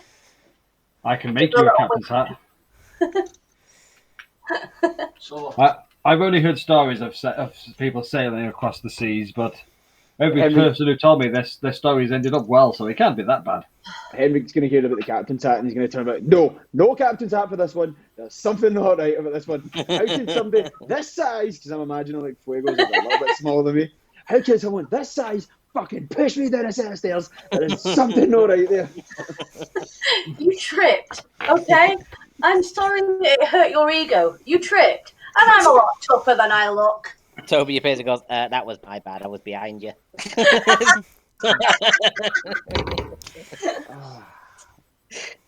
I'm just gonna like walk to the docks, like holding my hands like that. Toby says that and then just sort of winks at Fuego and disappears. And I'm still trying to change subject of everything. So I'm like, this boat that we're getting on, I've heard the more you drink, the straighter you walk. Is that true? I mean, if there's alcohol on the ship, you're not getting a drop because I have drank all of it by the time we have landed. So, are we heading towards the docks then and going down to the boats? Yeah. Okay. Riv's going to walk with Henrik because she can see he's getting quite irate, so she's trying to calm him down by showing him some of the insects she's found in her book. Look at all these cool bugs. Look at how many of them are big enough to eat me. It's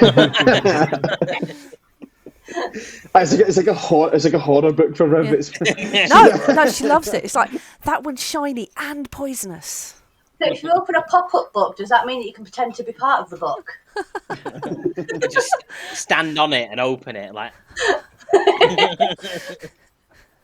Right, so you approach the docks, and as you're heading down, it seems to be like quite a busy area. There's big trade ships being unloaded. Dock workers, because I'm not going to say seamen. Dock workers unloading the boats. And, Matt Hancock's aid around. And they're unloading a couple, and then you see one really quite fancy boat just sort of at the end in like a private dock with like a velvet rope in front. You can tell that this is the fanciest boat in the harbour. Yeah. And our boat's the one behind that. yeah, and then just behind that is a little like a skiff. tiny dinghy. I go running up to it going, I dibs the biggest room. And it's literally on the smallest boat there. It's called the finest ship. So he's giving you the finest ship in his fleet. No. You go down and so you seek out the dockmaster, who is quite clearly the big burly bloke that's giving orders and going, it goes over there, this goes over there. Hellman will take out the scroll with his inscription and be like, "We've come to take one of Goldsmith's boats." Borrow. So quite a big, sort of beefy, burly, human-looking fella. He holds it up. Adventurers what helped out, are you? And you're here to take the ship. I'm gonna look at him and be like, "Have you got a brother by any chance? Like maybe does bodyguarding, maybe?" What, Jeff? Yeah. Yeah, Jeff works for Mr. Goldsmith. That's how I know the geezer. I'm slightly bigger Steve. Steve. I'm gonna look at Steve. I'm gonna look at his one. I'm gonna look at his eye and go. Can I just say, I love the fact that we are like Riv, Tinker, and Helmin, and Henrik, and Fuego, and Jeff, and Steve. Jeff, and Steve, and Trevor. And coming up with fantasy names is real. Plus, none of you are human except Henrik, and he's a weird barbarian. So it's like, yeah, you're all. It's easier to remember as well. Harsh. He's all barbarian and weird. Plus they're easy for me to remember what I've called them. We won't call him slightly bigger Steve. We'll call him slightly bigger Sean or something. Yeah. Wait, no, Jeff and John. Jeff and John. We'll have Jeff and John. Yeah. I'm slightly bigger John. At least that's what my friends call me, because I'm slightly bigger than Jeff. Is he slightly bigger than Jeff, or is it ironic? Where you No, he's slightly bigger than Jeff, yeah. But I mean, by slight, it's like there's half an inch in it. It's like if they were stood next to each other, you wouldn't be able to tell. It's just, but he's slightly bigger. You want the fancy-looking vessel down the end of the pier, just over there. I assume none of you know how to sail a ship. Nope. Not yet. This one's been reading about books, and then I'm pointing at Fuego. Right. Well, Is there any chats or anything you can show us to help us? Mr. Goldsmith assumed that none of you would know how to sail a ship, which is why he did task me with giving you a couple of people to form some sort of a crew. Because obviously, sailing a ship is probably a little bit difficult. So, 1 second, and he just goes and like slaps his hands together. But it somehow sounds like someone's taken 2 bass drums and just gone like when he's clapped his hands together. And sort of 3 people scurry out from behind him. Sort of slightly shorter blokes. You've got quite a sturdy looking dwarf, just a regular sized human. And then there's a little gnome as well with him. Hey. He goes, that there, and he points towards the human, is the captain of the ship. That is Horatio. He will be sailing the vessel. That over there, and he points to the gnome, that is Colin. Can I just stop you there? Go on. I legit have a brother. Do you know what his name is? What is his name? Colin. Horatio. Oh. Yeah, No, it's Colin. Yeah. In real life or In real the life. game? In real life. All right, okay. I thought you meant Riv has a brother No. called Colin, and she recognised. Oh my God, Colin! No, Riv has 9 brothers and sisters, but Catherine has a legit little brother called Colin, which Fair is enough. hilarious. Can Riv have a known brother that knows how to sail a boat called Colin? Because if she can, then we can put him in part of the crew. I love that. Yeah, so he points to the door and goes, "That's Colin," and Riv recognises that the gnome that he's just pointed out is her little brother, Colin. Colin Sprocket-Top. Colin Sprocket Top. When you say little brother, Colin Tinker Sprocket Top. I was going to say, when you say little brother, Riv is very small. So is he littler in height or just younger? I think younger brother, I think, will be. Hang on, was Riv the youngest of the family, or She was kind of the middle. the middle child? So yeah, it's Riv recognises her younger brother Colin, who I am sure she will acknowledge separately. So shortly. Not that I'd fleshed out these NPCs That's at all. killing me so much. I can never tell my actual brother this. I mean, literally the definition of a coincidence. It was the first thing you thought of, is there? And he is the dwarf. What other things do you get on No. boat? Quartermaster. Quartermaster, yeah. Crewman? Oh wait, what do you call the one that sits in the Crow's nest. crow's nest? Lookout. Scout? Or what? Spotter I or don't actually think they have think they have an official title. It's just like you're going to the crow's nest. All right, okay. Well, he has got. He's a sailor. The best watchman around, and he'll sit in the crow's nest and watch out for anything around. And then that sturdy-looking dwarf over there, that's the armsman, and that's Got a bosun. yeah, whoever it is that controls like the cannons and stuff. Same again. I think it's just sailors. I think they're all just called Yeah, sailors. well, and him there, that's the guy in charge of all the artillery, and his name is, we're going to call him Gunther. Gunther. Gunthor. Love that. Gunthor. And that's Gunther. And they're the crew that we've set you up with, or at least some of them. You'll all obviously have to pitch in with like raising the sails and swabbing the deck and whatnot, but Not a problem. they'll help out as experienced sailors. So on you go, and when you're done with the boat, they'll be bringing it back because you don't get to keep it. This is a borrow. We might need it to come back though. Well, that's your problem to get another boat from the other side if you need to come back this way. Can I have a look around to see if there's a little like trinket shop? They'll be gift shop. shops back in town. Oh, can I use prestidigitation to make myself a little sailor hat? A little captain's hat?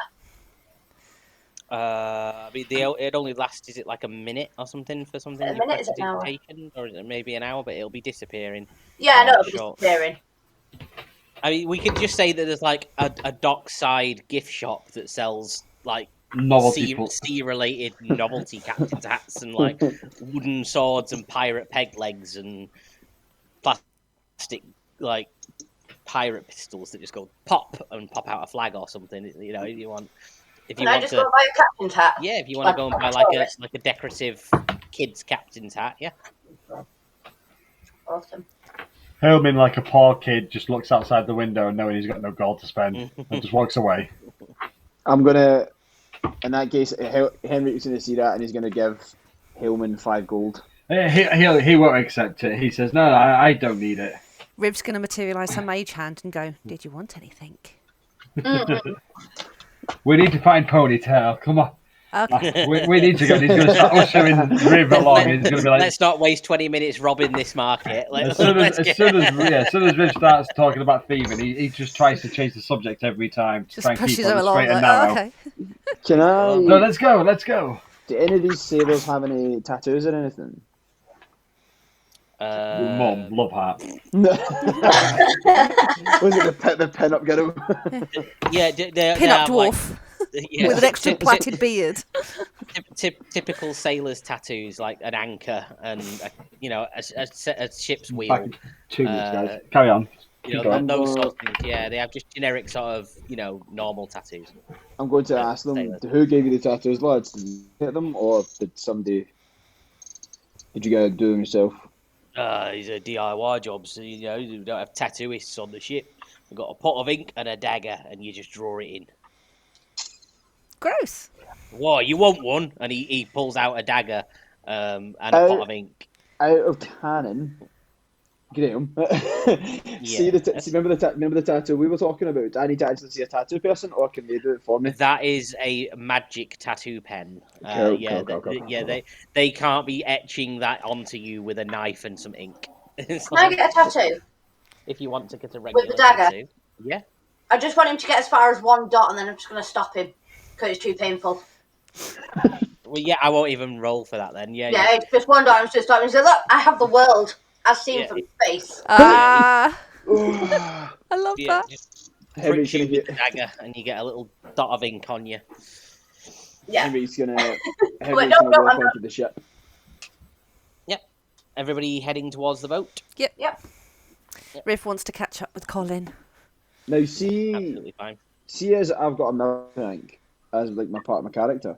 It says officer. Does that mean the sailors will respect me in a different way, or is that what?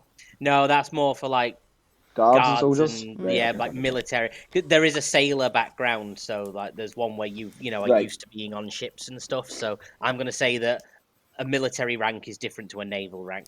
Cool. That's fine. I mean, they might still respond to you in a deferential way to a degree, but not as much as they would like the ship's captain. The ship's captain outranks you. Yeah. Even if you were like a military general, like the ship's captain would still take precedence over you. Yeah, you try and ask a soldier and a naval officer like who outranks each other, and that ain't gonna go well. It's gonna be fisticuffs on the boat. Well, no, because it does say next to the military rank officer, so. Yeah, but it doesn't say naval up. Yeah, I know, but I think I put. You have no experience on boats. I know.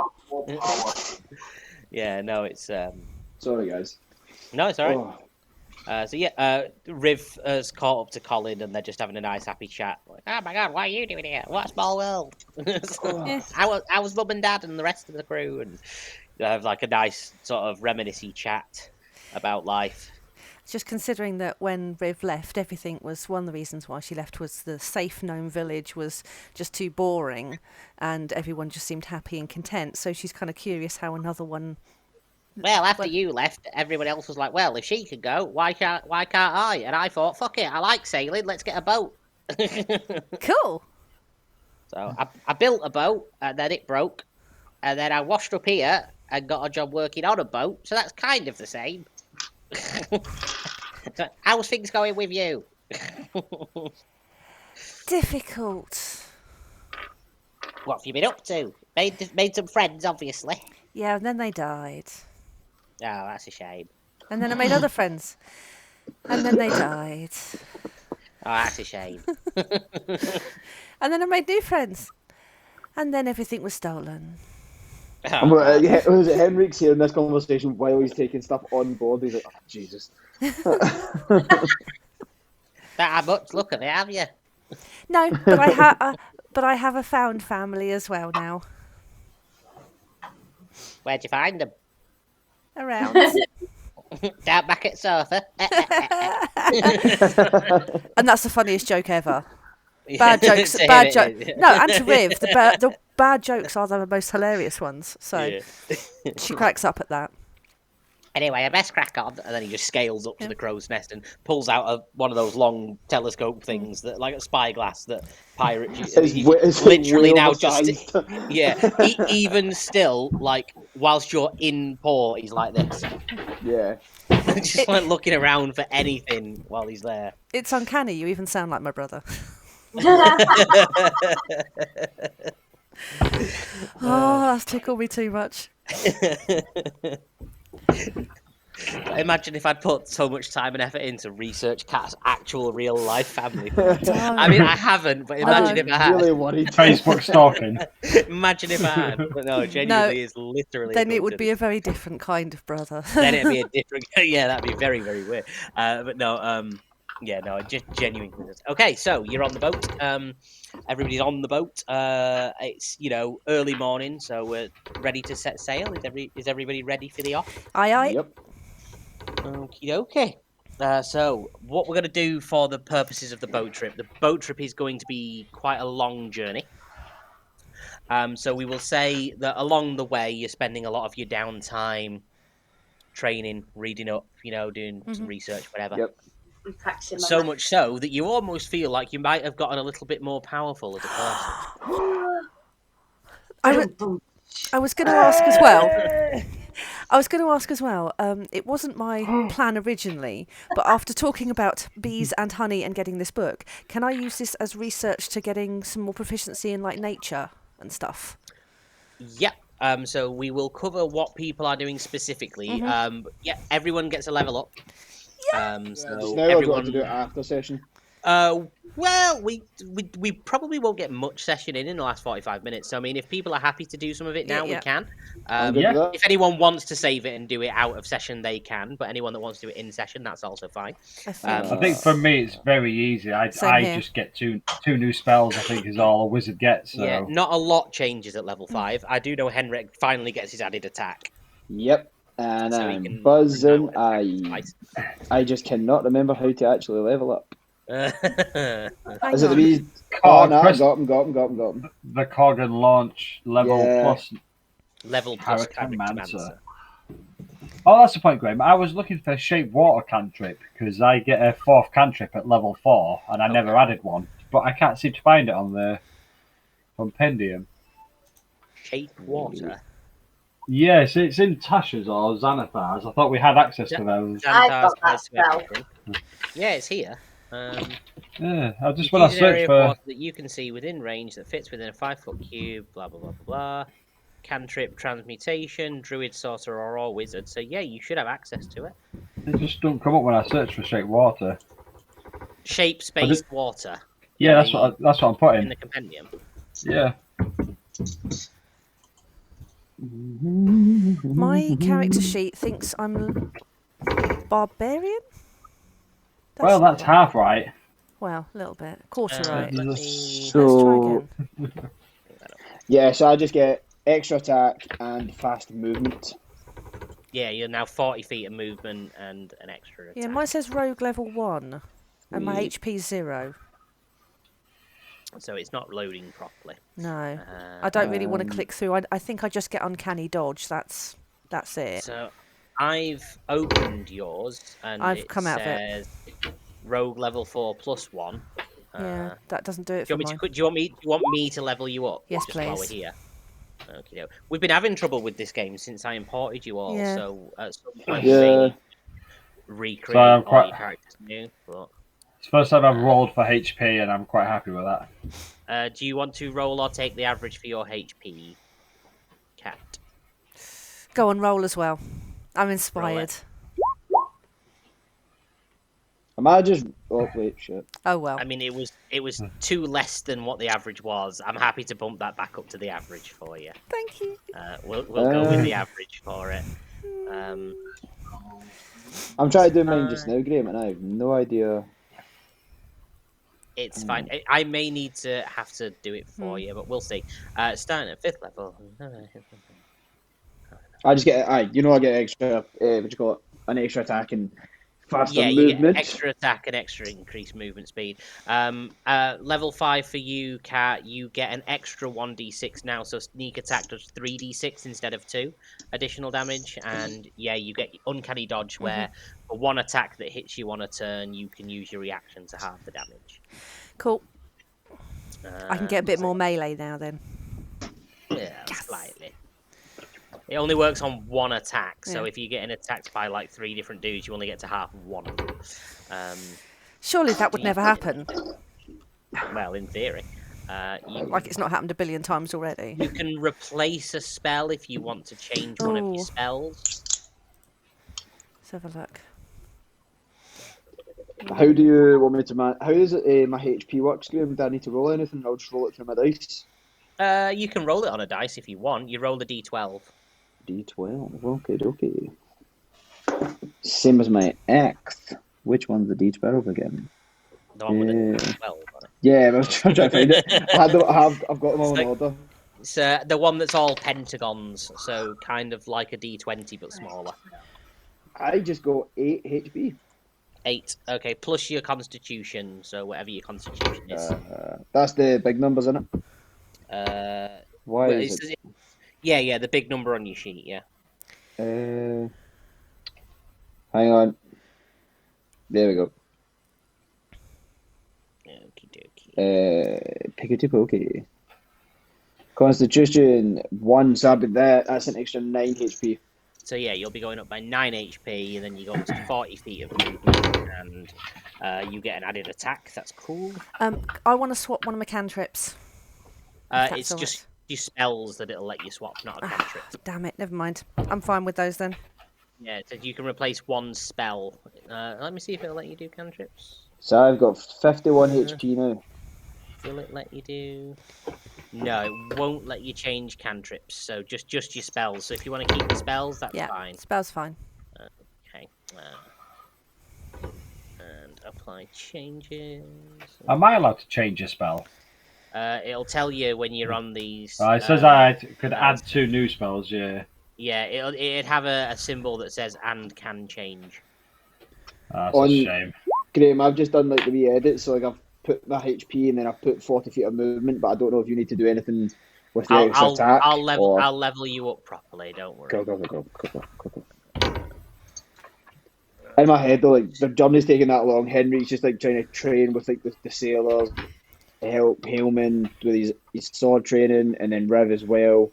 And then he's doing like pull-ups, press-ups, sit-ups, and all the rest to try to get more extra jacked. Haleman's been in the kitchen in the galley the whole time, but every time anybody comes to get any food, Haleman goes into great detail describing how the food is going to taste and what to expect when they take a mouthful of it.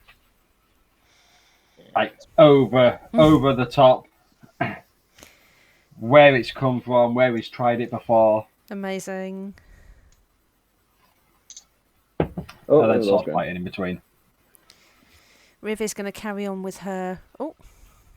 Riv's going to carry on with her reading to help Henrik out. And every so often, Henry's going to come over and ask, "Hey, have you got any further? Have you seen where they've?" I'll wait till Graham to see if yeah. Hey, buddy. Can everybody hear me? Yep. Be very quiet, Graham. Yeah, it'll come back through in a minute. There you go. Yeah, it's being a bit stupid. It didn't let me save changes. We were just talking to I was talking to Riv there, and we were asking if Riv has made any progress with the book about the barbarians. Right, okay, yeah, we'll look into that as well in a moment. Cool. Oh, man. What's up? I'm not sure if I'm having issues now. I can't see Graham.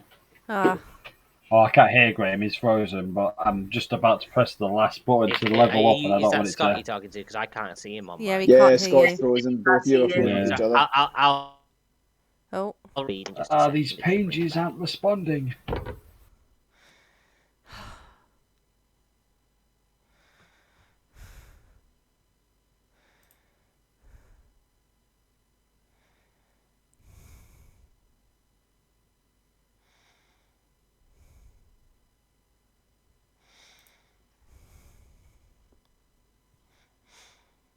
Hear me? is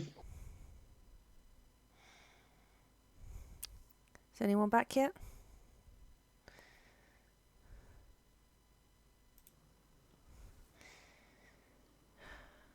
It's good that it happened now, though, when we're sort of. Oh, for goodness sake. Ooh. I'm back. Hello. I think I've got everybody now.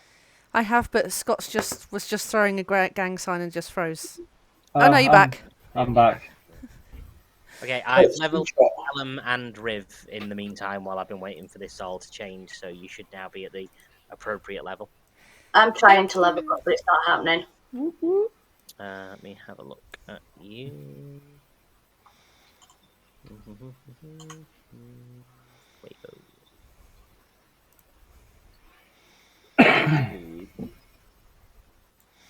I got an extra attack. I'm very happy with Did this. you manage to level up fine, Scott? Everything was working fine. Yeah, this then I think signal issues or something, but everything seems to be okay. I've just got to press the last button, I think.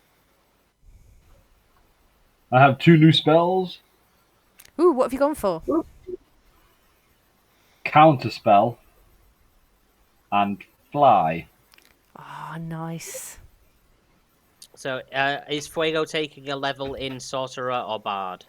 Bard. So a level in Bard. Bard humbug. I plan on being at least 3 levels in Bard so I can get the Bard College. Collage. What are you going to go for? I don't know yet. Maybe the College of Whispers. Shh, don't tell everybody.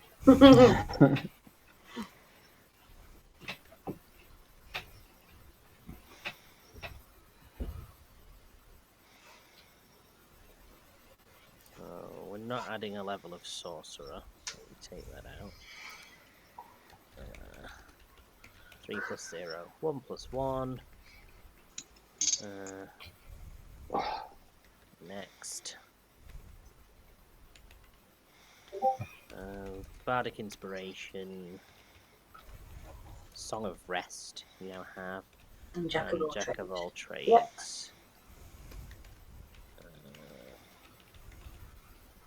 Seems like a lot of HP. I'll be given. That's good, though. Well, you're now on 37. Excellent. Seems like quite a lot. What was it before? Do you know? So 31. I've just been taking the average for it all, haven't I?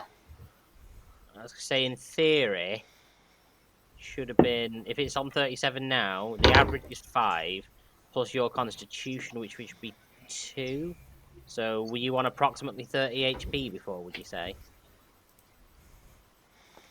There or thereabouts. Possibly, yeah. So you can add 1 new spell, and if you Can I want, add you can sleep? replace the spell. You can add sleep, yeah. Level And then 1. if you want, you can replace a spell. No, I'm happy with what I've got, thank you. Okay. So that should be fine. So after changing that, when it saves, you should then be a level 3 sorcerer plus level 2 bard. Thank you. Oh, what's that noise? Not No sure. idea. That's got. It's just, Sunday near the sea. it's just not letting me do anything at the minute to finish off. I think it's just taking so long to load all the spells I have to choose from. That was an issue when I was trying to do Rivs earlier, was it was taking 12 years to actually load the spell list. Yeah. You can do it outside of session if you want. I'm fairly certain there's not going to be... I think I'm near enough done. Okie dokie. So whilst Scott's doing that, Henrik wanted to know if Riv had made any more progress with the book. barbarian book? Yes. Yes. Okay, don't just roll another intelligence for me. 9. 9. Okie dokie. So Riv calls Henrik over. Henrik. There's this page in the book, and it seems to be a family tree for your clan. And it's got like a little pull-out thing, and opens and unfurls it all. And there's a list of names, and Henrik, you would recognise like your father's name, on there. Then branching off under him, all of your various brothers' names and stuff. Yep. But where there should be your name and one of your other brothers' names, there's just a blank space. Like there's a thing that comes down, and then just like a blur, almost like a scorch mark, as if you've been removed from the family tree somehow.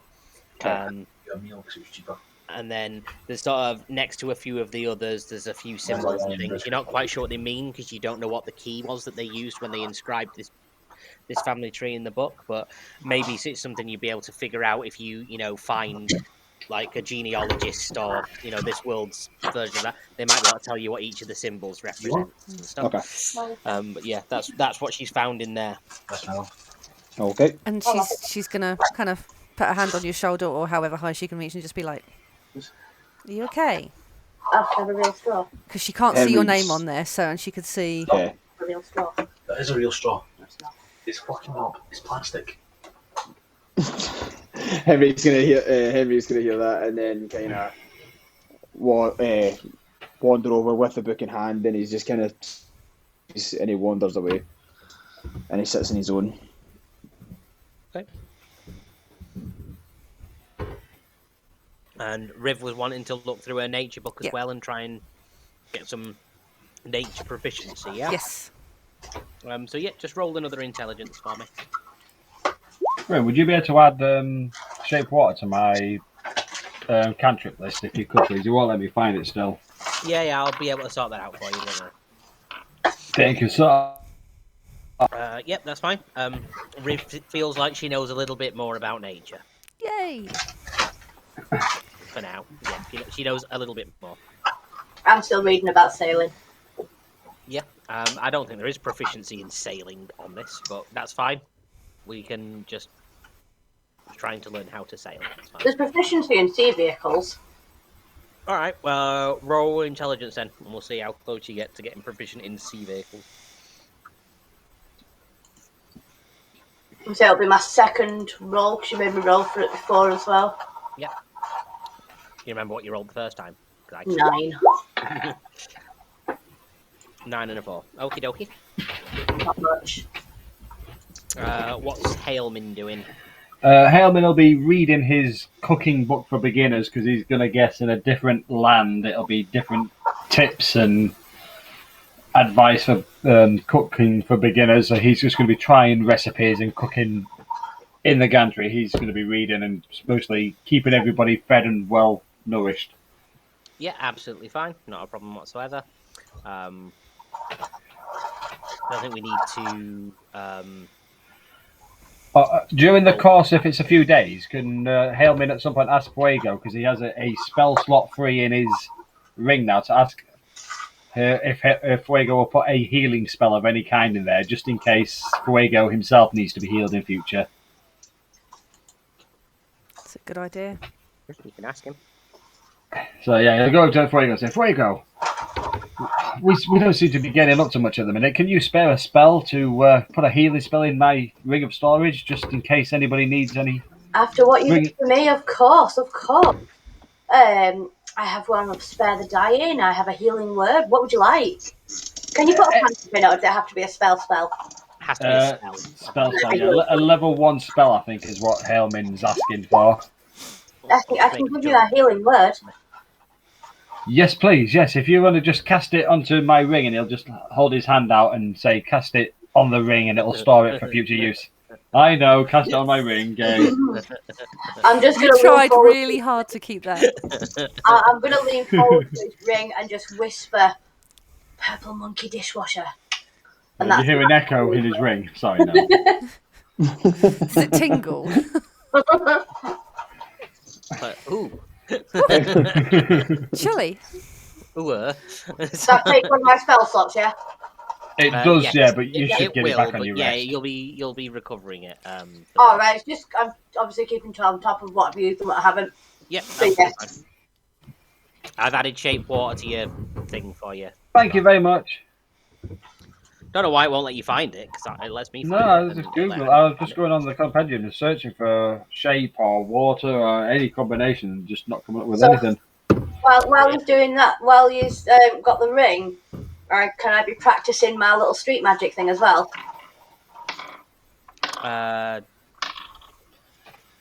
It doesn't Sorry. do anything. It wouldn't be a roll for anything. It's just to sit and have a bit of a practice, a bit of a play about with some street magic.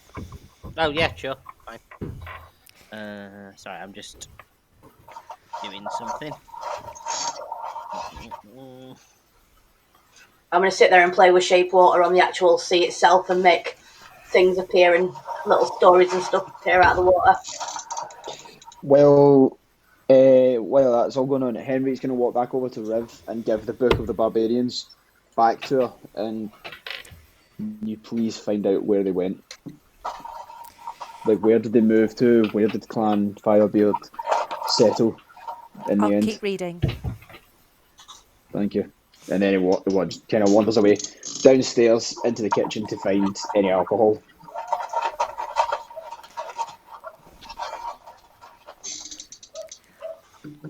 No alcohol on the ship. Why are you smiling? He's just been rolling some dice and he's having fun. Oh no. No, something's happened. Which means we're gonna have fun, but Are it we might are be we actually scary sailing fun. now? Oh yeah, you're out on the open Yeah. water. Yeah. Go on, Graham. What have you been rolling? You didn't, did you? I did, yeah. Everyone get their D20s at the ready. Scott knows full well what I've rolled. Guys, Oh, dear. guys. Right. Elmin Okay. loves you all. So, That's a cracker. you're all sort of sitting about on the boat, and you start to notice the water getting a little bit choppier. So, strangely, it doesn't seem windy or particularly rough waters. Like, the weather's nice. It should be a nice, easy, calm sort of boat ride. Everybody just do perception for me.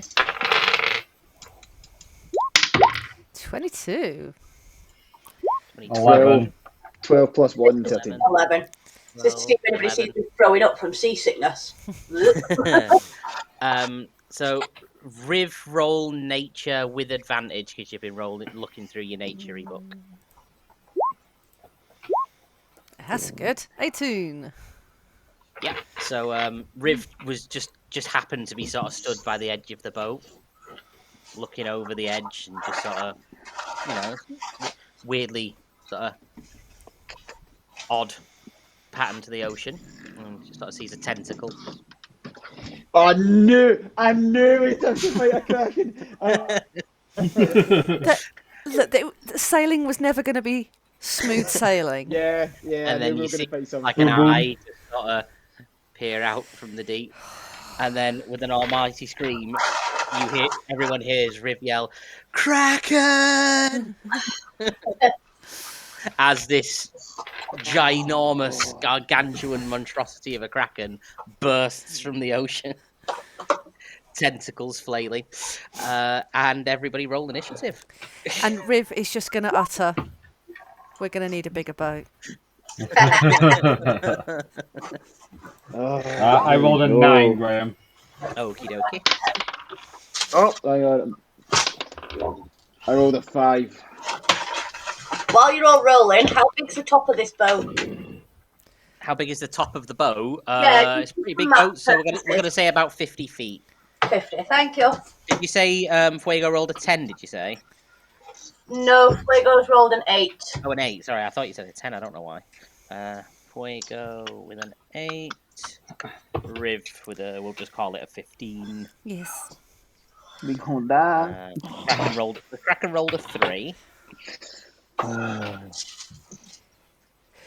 Yeah, Hillman, get that out. And then the ship He's people. going to jump off the ship holding his shot sword, just 300 style, and then get swallowed up whole. What are you saying about 50 in length, 20 in width, or just 50-50? So it's about 50 by 30. So like 50 long, 30 wide, approximately. Awesome.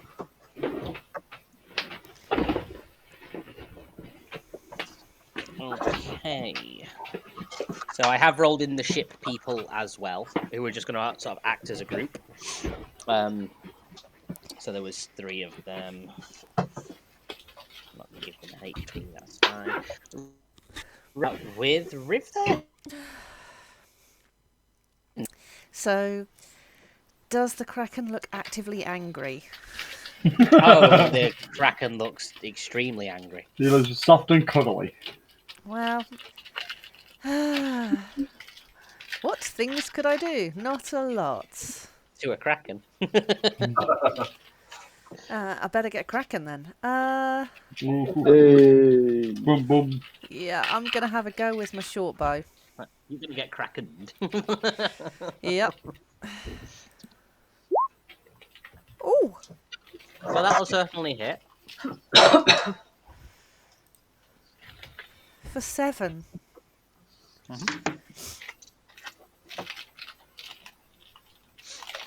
Yeah, boy. Is that the double damage because it's a crit, or? 4 plus 3. Is it there? Oh, okay. Okay, so that's happened. Next is Hailman. Well, I'm guessing Haleman's still in the galley, so he's gonna feel all this commotion going on. He's gonna run up to the deck and be like, "What's going on?" He's just gonna ask around, "What's happening?" Anybody going to reply? Kraken! Kraken! Just you hear like 7 shouts of Kraken. Haleman will use his turn to turn around and just say, "Fuck." Ah, shit. Does Hailman swear? He does now. He does when he sees a Kraken. So Haleman will just ask if there's anything to the crew, anything need doing, and if there is, he'll go and pull some ropes or try and assist with the sailing to try and get it away from the Kraken. We're all about to start fighting. Hellman's just pulling a rope. It's like, we need to get out of here. Yeah. So Hailman's going to try and sort of move the boat along. What are you trying to do? Just loose a sail and try and speed up the boat's journey? Yeah, he will just ask the captain, what needs doing, and he will head to help in any way he can. That's if he doesn't get to do anything this turn, his turn may be asking what the captain wants him to do. It's like, well, there's a bloody Kraken. Either fight it or start helping me raise the sails and try, lose some weight, try and speed us away from it. Lose some weight. That's a bit personal. Hellman will start trying to pull on the ropes and get the sails up. Okay. Just do sleight of hand for me. See how well he does at doing that. Oh my, not very well. 7 plus a 2, so that's a 9. Yes, but he's kind of just struggling with the knot at the minute. Yeah. He's not used to being on the ship, so yeah, No, the rocking and everything, yeah, but he's still trying to do what needs to be done. Yeah, absolutely fine. Next would be Fuego. What does Fuego want to do? Fuego at the moment is just gonna try and fire an ice knife at it. Okay. Try being the appropriate word. Let's have a look. 16. That will miss. Fuego's looking through. Fuego's looking through the book at the index about how to fight a Kraken and the sailing book. Oh, this is gonna fucking suck. Okay. I take it the Kraken doesn't count as a small beast. It's a gargantuan. No. I have speak with small beasts. Can I try and talk squirrel to it? To be fair, Rib, You can no, try and talk to it. If you speak either abyssal, celestial, infernal, or primordial, it understands all 4 of those. wait, No, but Toby does. does Toby Toby? does. Toby does Speak infernal. Yeah. Oh, he does. Okay.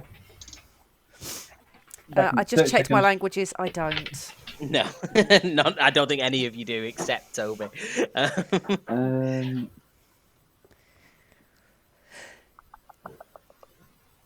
Next up is the ship people who are gonna.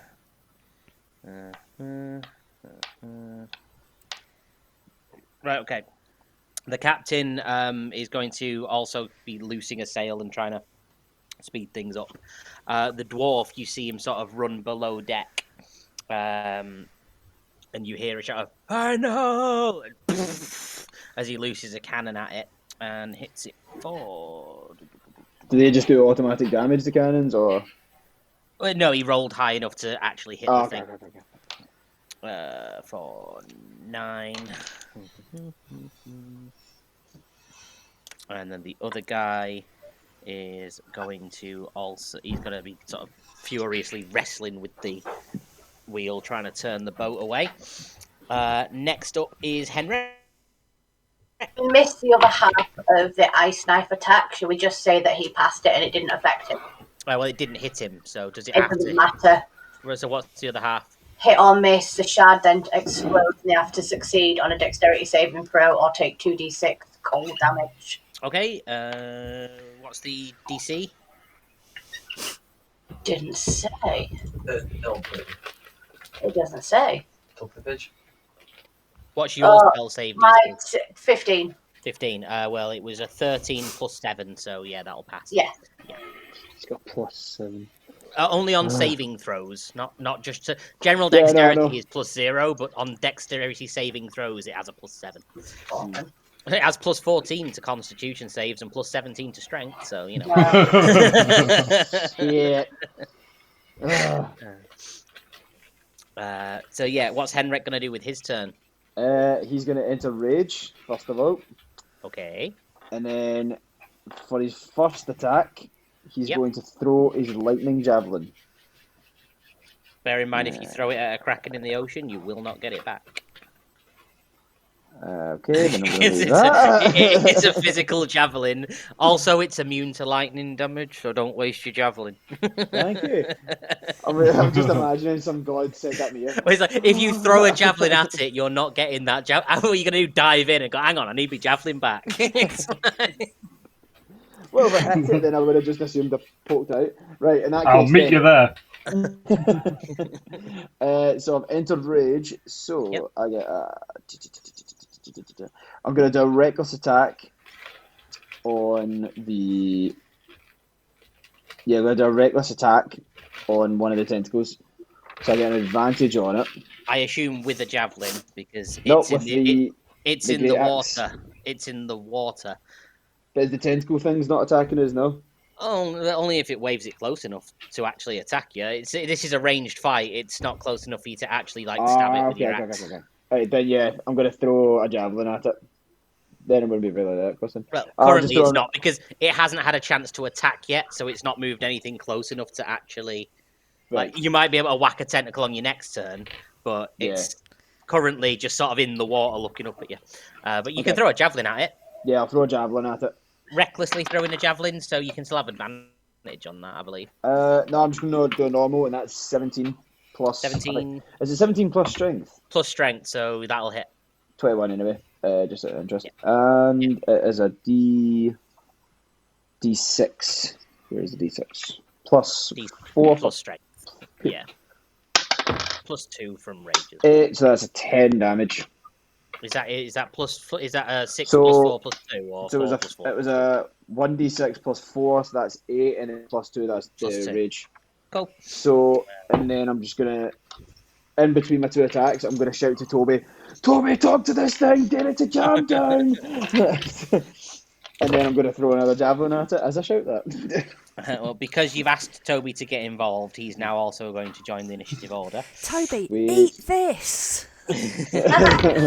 Toby, look, sushi!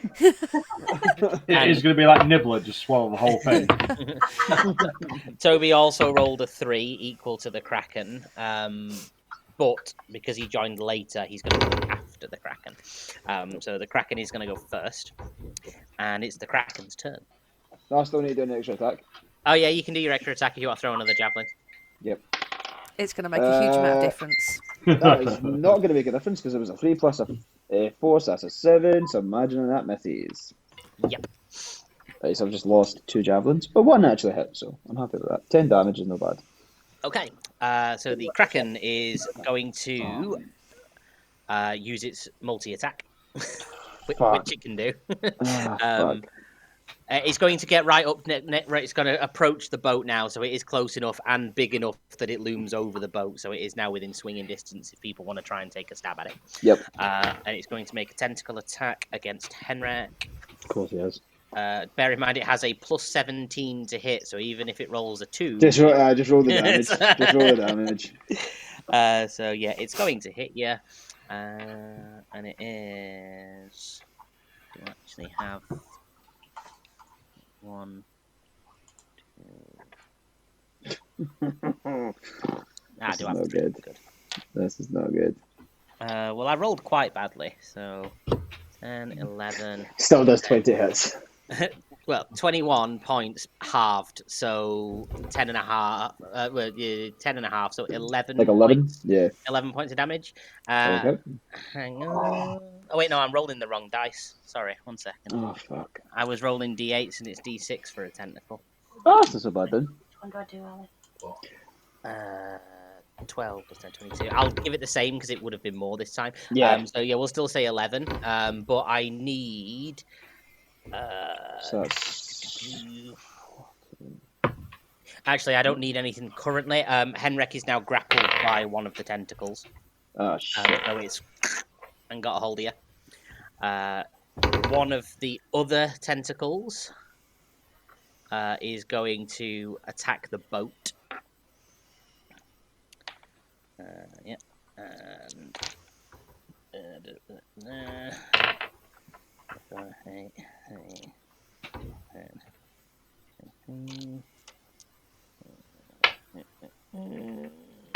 Okay, and then the third tentacle is also going to hit the boat. Well, a lot of the same.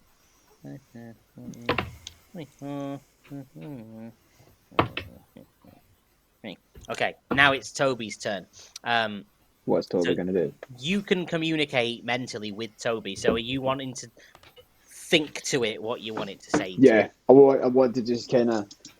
I want to kind of just shout at the thing, like, we don't mean any harm, we just want to pass, please do not attack the boat. I mean, it has been shot with a bow, a cannon, and had a javelin in the face, so, I mean... Whether it's going to believe that you don't mean any harm to it. It hadn't attacked you. The Kraken appeared, and Riv immediately just went twang, and then someone fired a cannon at it. I mean, yeah, but what's the shot? You heard Kraken and immediately just went, kill it! Have you ever seen, what's it called? Have you ever seen Brave? Yes. Brave? See Billy Connolly's character? That is literally, I think... Whenever he sees a bear, it's just... No, it's maybe just a bear. I just feel like that's how the world actually views Scottish people. Just like, as soon as they see something, kill it! Is he wrong? No. Kill it! Try it! I'm going to communicate to Toby to talk to the Kraken and just kind of persuade it not to attack us, just to let us leave us alone. Okay,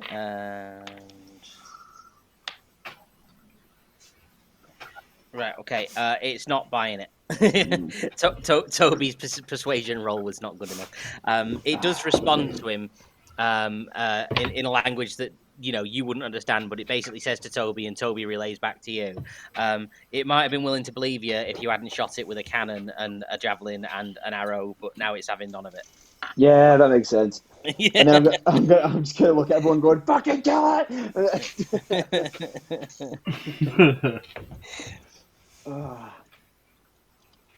Yeah. How? I mean, I'll need to do that on my turn. Never mind. Yeah, that's fine. We will be back round to Riv next. Riv is going to look at the size of this thing that's attacking the boat and look at just us on the boat. She's going to... Is anyone around that she can look at? Yeah, everyone's around. Like, But she's just going to say, I have an idea. And she's going to reach around her neck and she has the dragon whistle. Well, she reaches round her neck to find the dragon whistle. And No, it was there. It was there. nobody has looked for it since you got robbed. Nobody, not once ever, has checked to see if you still had the dragon whistle before you got robbed. Bloody thieves! Soldiers. I'm sure we had. That No, when, read it, please. No, honestly, I swear you could look back through all the feeds. Nobody once has asked if the dragon whistle is still there. All he said was you noticed that your gold had gone, but nobody checked the pockets or anything. Yeah, no one said, well, can we check to see if anything else is missing? Riv's going to use Firebolt then.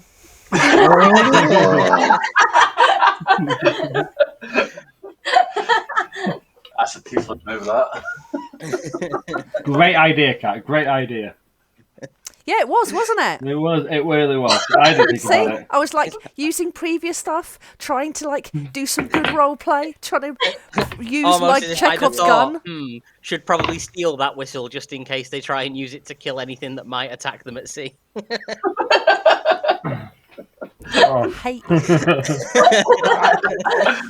I would like to firebomb the DM, please. No, I mean the Kraken, please.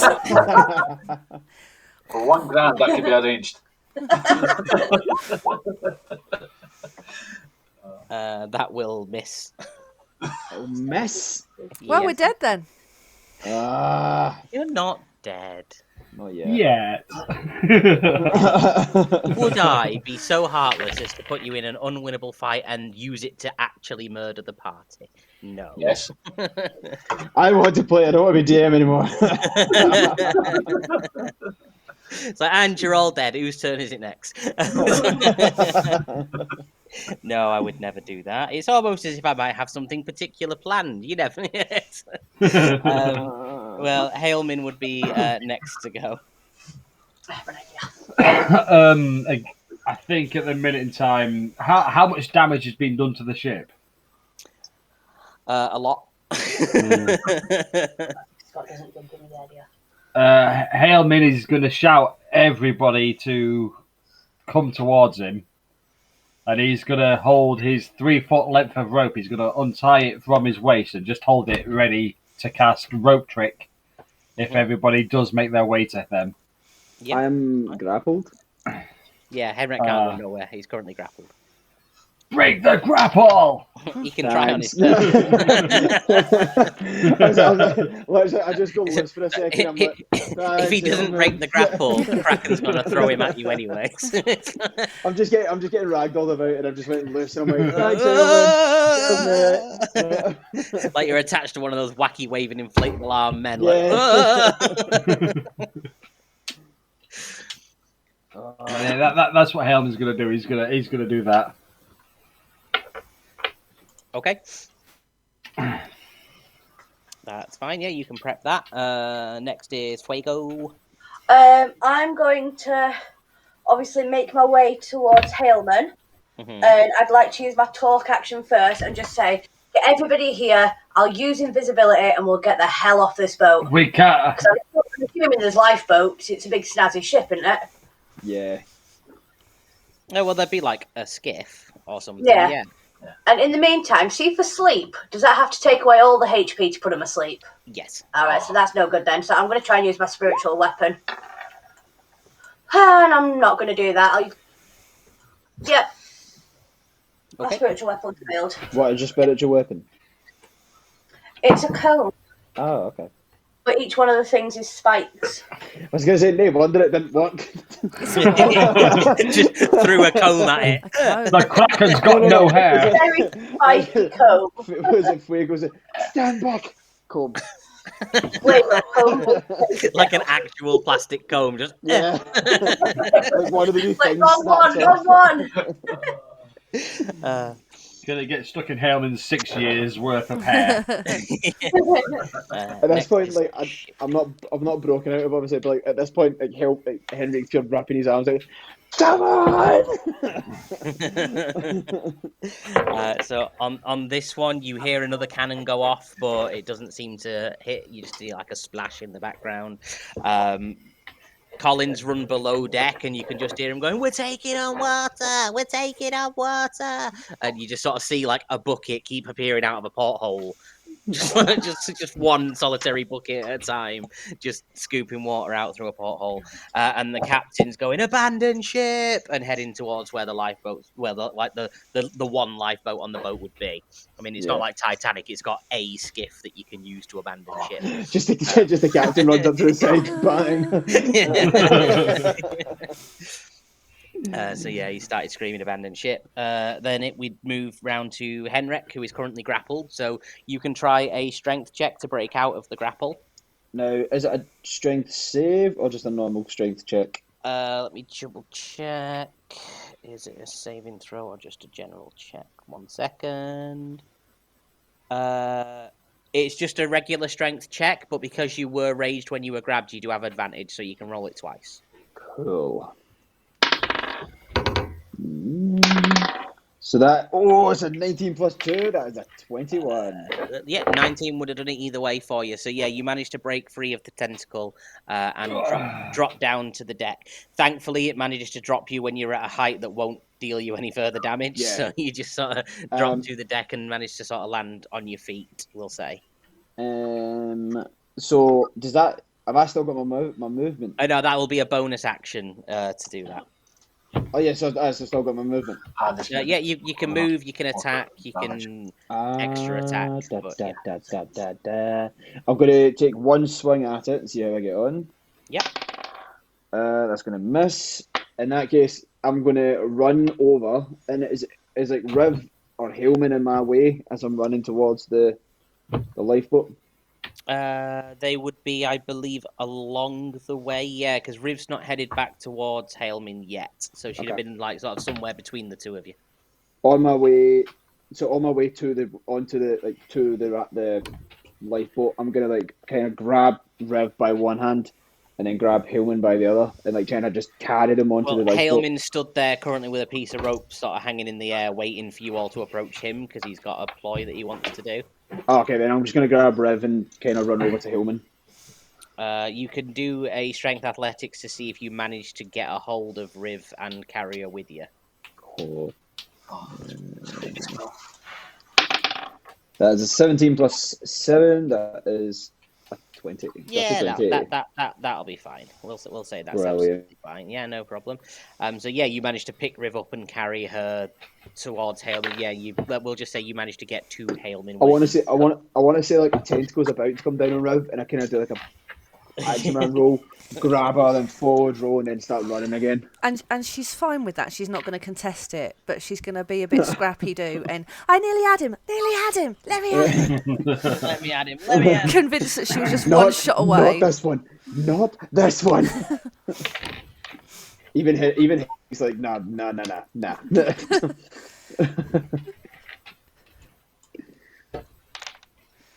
I don't like it when he goes quiet and rolls dice. Yeah. No. Who's getting hurt? Nobody's getting hurt. The Kraken has sufficiently managed to lash the boat another couple of times, and it is starting to sink quite quickly now. You feel like you're almost certain that this boat is going under. Yeah. Does Godzilla appear and fight the Kraken? Sadly not. It would now be Toby's go. What do you want Toby to do? I kind of like gesture towards Toby, like, get over here! Save yourself! He'll just sort of slowly fly over to where you are. Yeah. It's like, what? He's not after me. I've not attacked him. Yeah, but you're part of the group. Come on. I can fly. I'm not going to drown. Dick this one time, please. Yeah, and then we'd be back up to Riv, who is now stood with Henrik and Haleman. Actually, just before I continue, sorry again. Just a quick one. So if I die, does he die or does he just stop? Like, No, he the just stops hanging connection? around you. Yeah, he doesn't Right. die. Oh, He just okay. stops hanging out with you. Right.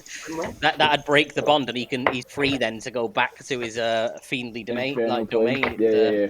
You know, it's weird that he hasn't tried to kill you himself just to rid himself of the bond, isn't it? Yeah. Weird. Yeah, damn. Cannon, maybe.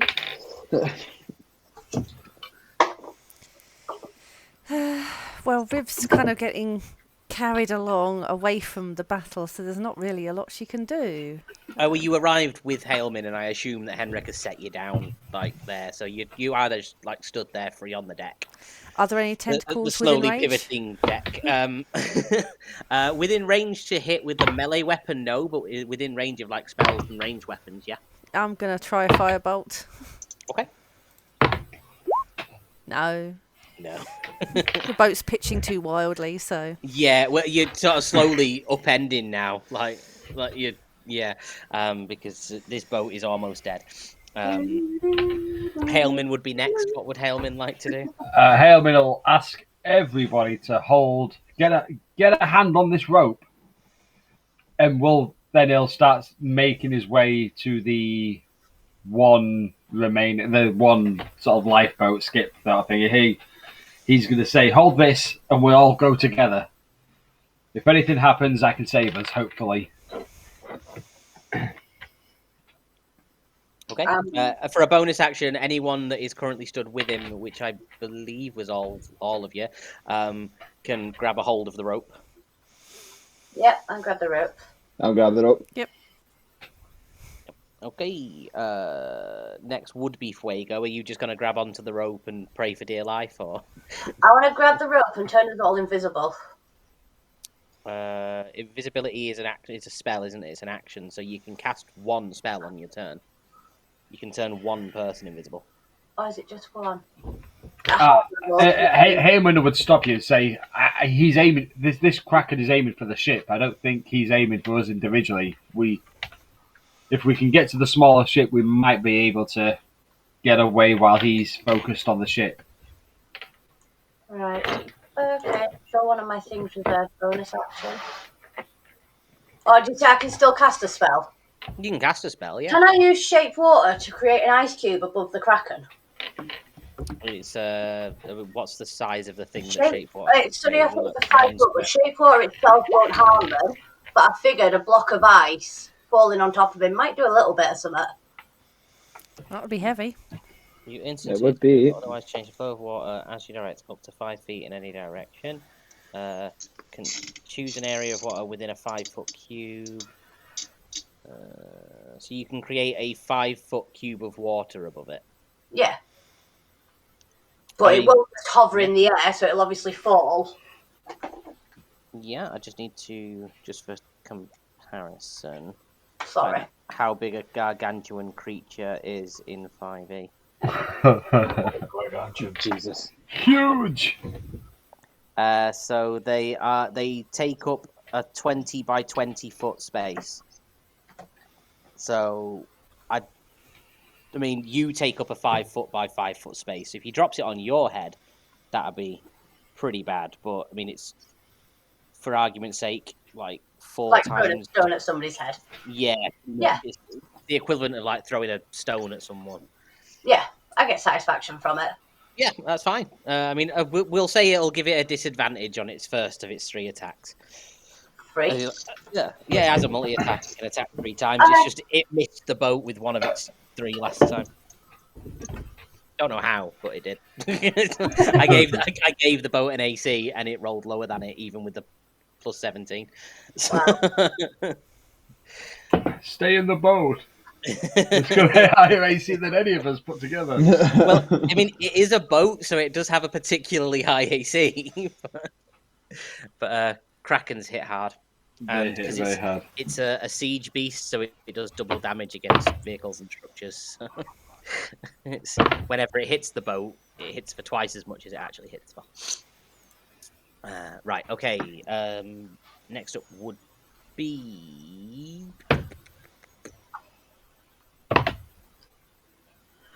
ship people, who I assume are also invited to come and grab onto the rope. You're not leaving Riv's brother to die. And... No.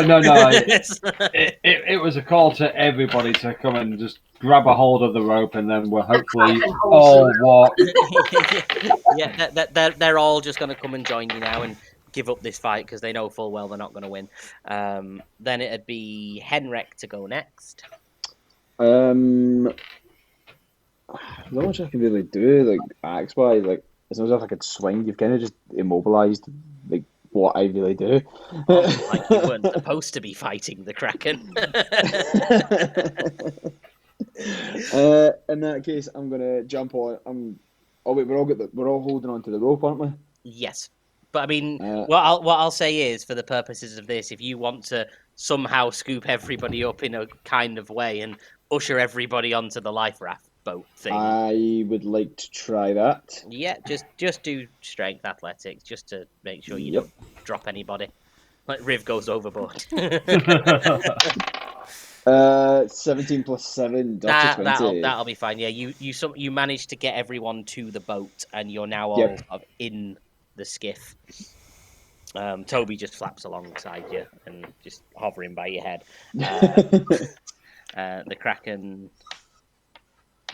I can imagine like he sees me struggling and he's what are you doing? Are you busy? What you doing? So, the Kraken brings down one of its tentacles with an almighty crash and literally cuts the boat in half.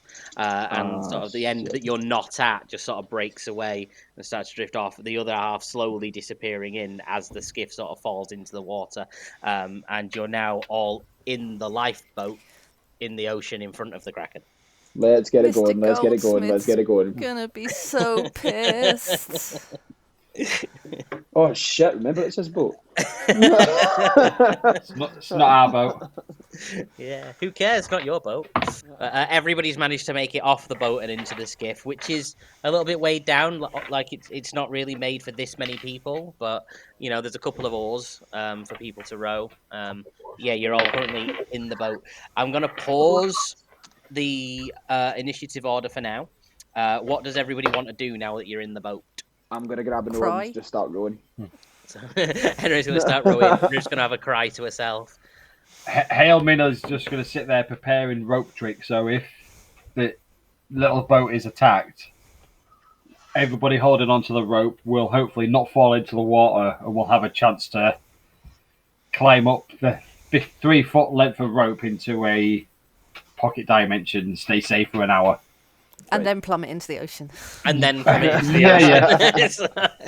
It's only if the little boat is destroyed, like it's going to be attacked, he will then cast his rope trick just to give us an hour's thinking time. Right. It's a 3 foot by 5 foot dimension, so I think everybody should be able to fit into it. Is the other Navy guys, are they grabbing the oars as well? Yeah, they'll have immediately jumped on to start trying to row you away. Okay. I'm just currently rolling. Bear with me 1 second. Okay, so let's see who gets taken underwater. No, that's fine. Was there anything Fuego wanted to do? It probably wouldn't work. I was thinking, can I just keep casting freeze water in front of the boat so it was sliding across the ice instead of fighting against the waves? Make us a bit quicker. 5 foot cubes. Don't know if it just like maybe cover the surface a bit. Just that it might be a bit quicker going across, a bit easier than fighting the current and the waves and stuff. And it might help if anybody falls off the boat because it might be a little bit solid for them to get back on before it breaks. May have a roll and find out. The dice gods.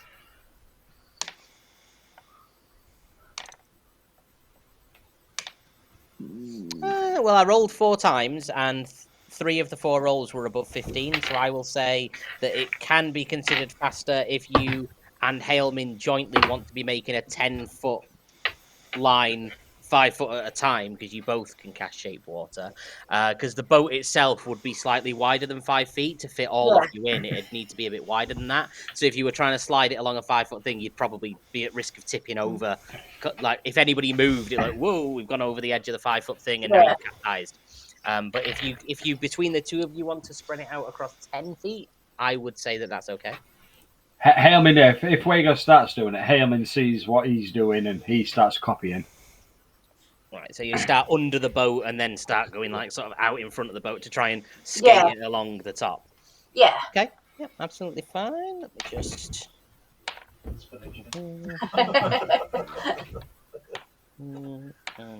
was quite clever. That's very clever. I quite like that a lot. Some would almost say inspirational. I was gonna say, yeah, I would almost say that would be quite an inspirational thing to suggest to do. Only almost though. Do it. Do it. It depends if it works yet. I'm just rolling several checks for Several? What? Oh yeah.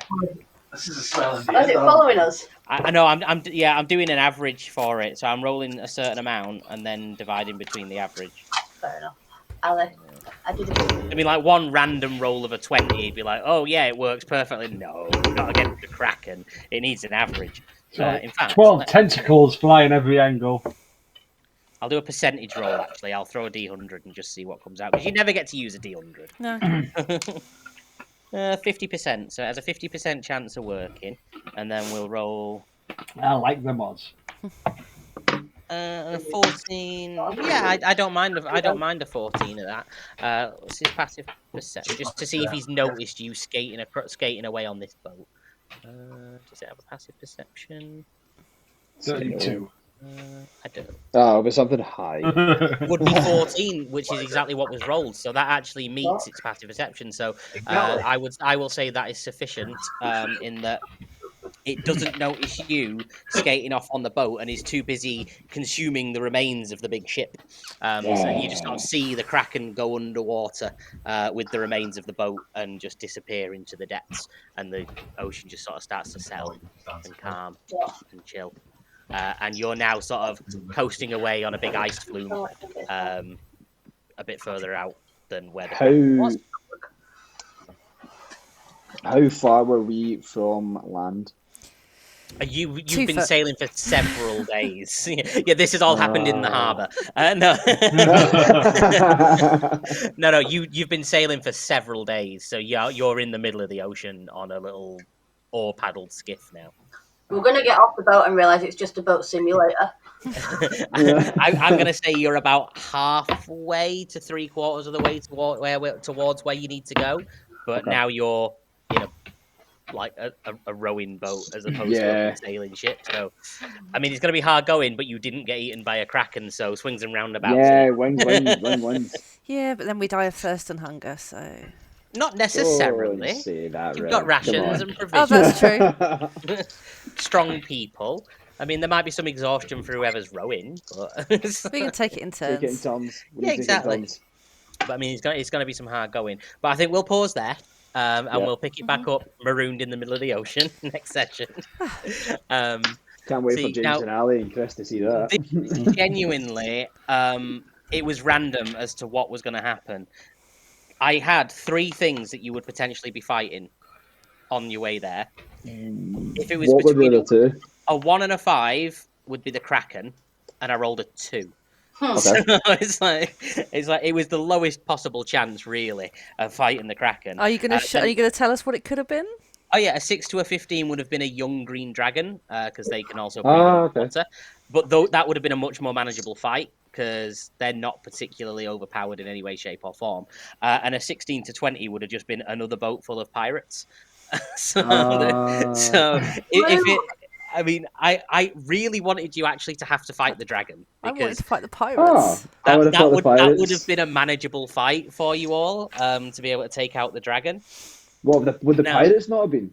No, the pirates would have been the easy. Like pirates was easy, dragons was medium, and Kraken was impossible. There was no chance in hell you were going to beat a Kraken. Just Krakens have 472 HP.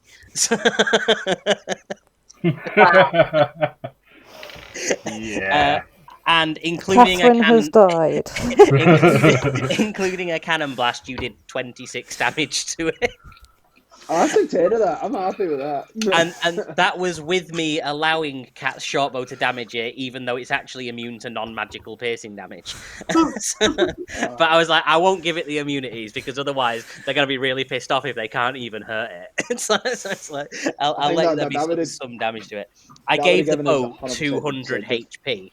But this thing was like rolling 19s and it gets plus 10 to that and then deals double damage on top. So there were 3 resolutions. If you fought the dragon, then you were going to sort of like end up shipwrecked. So like you'd stay on the boat, but you'd be knocked off course in the fight. If you fought the pirates, you'd have got into the port town you were aiming for, because pirates was an easy fight. And then the Kraken was supposed to end in a complete shipwreck, and then you all wash up, split up on a boat, like on the shore, like sort of cast adrift from each other somewhere.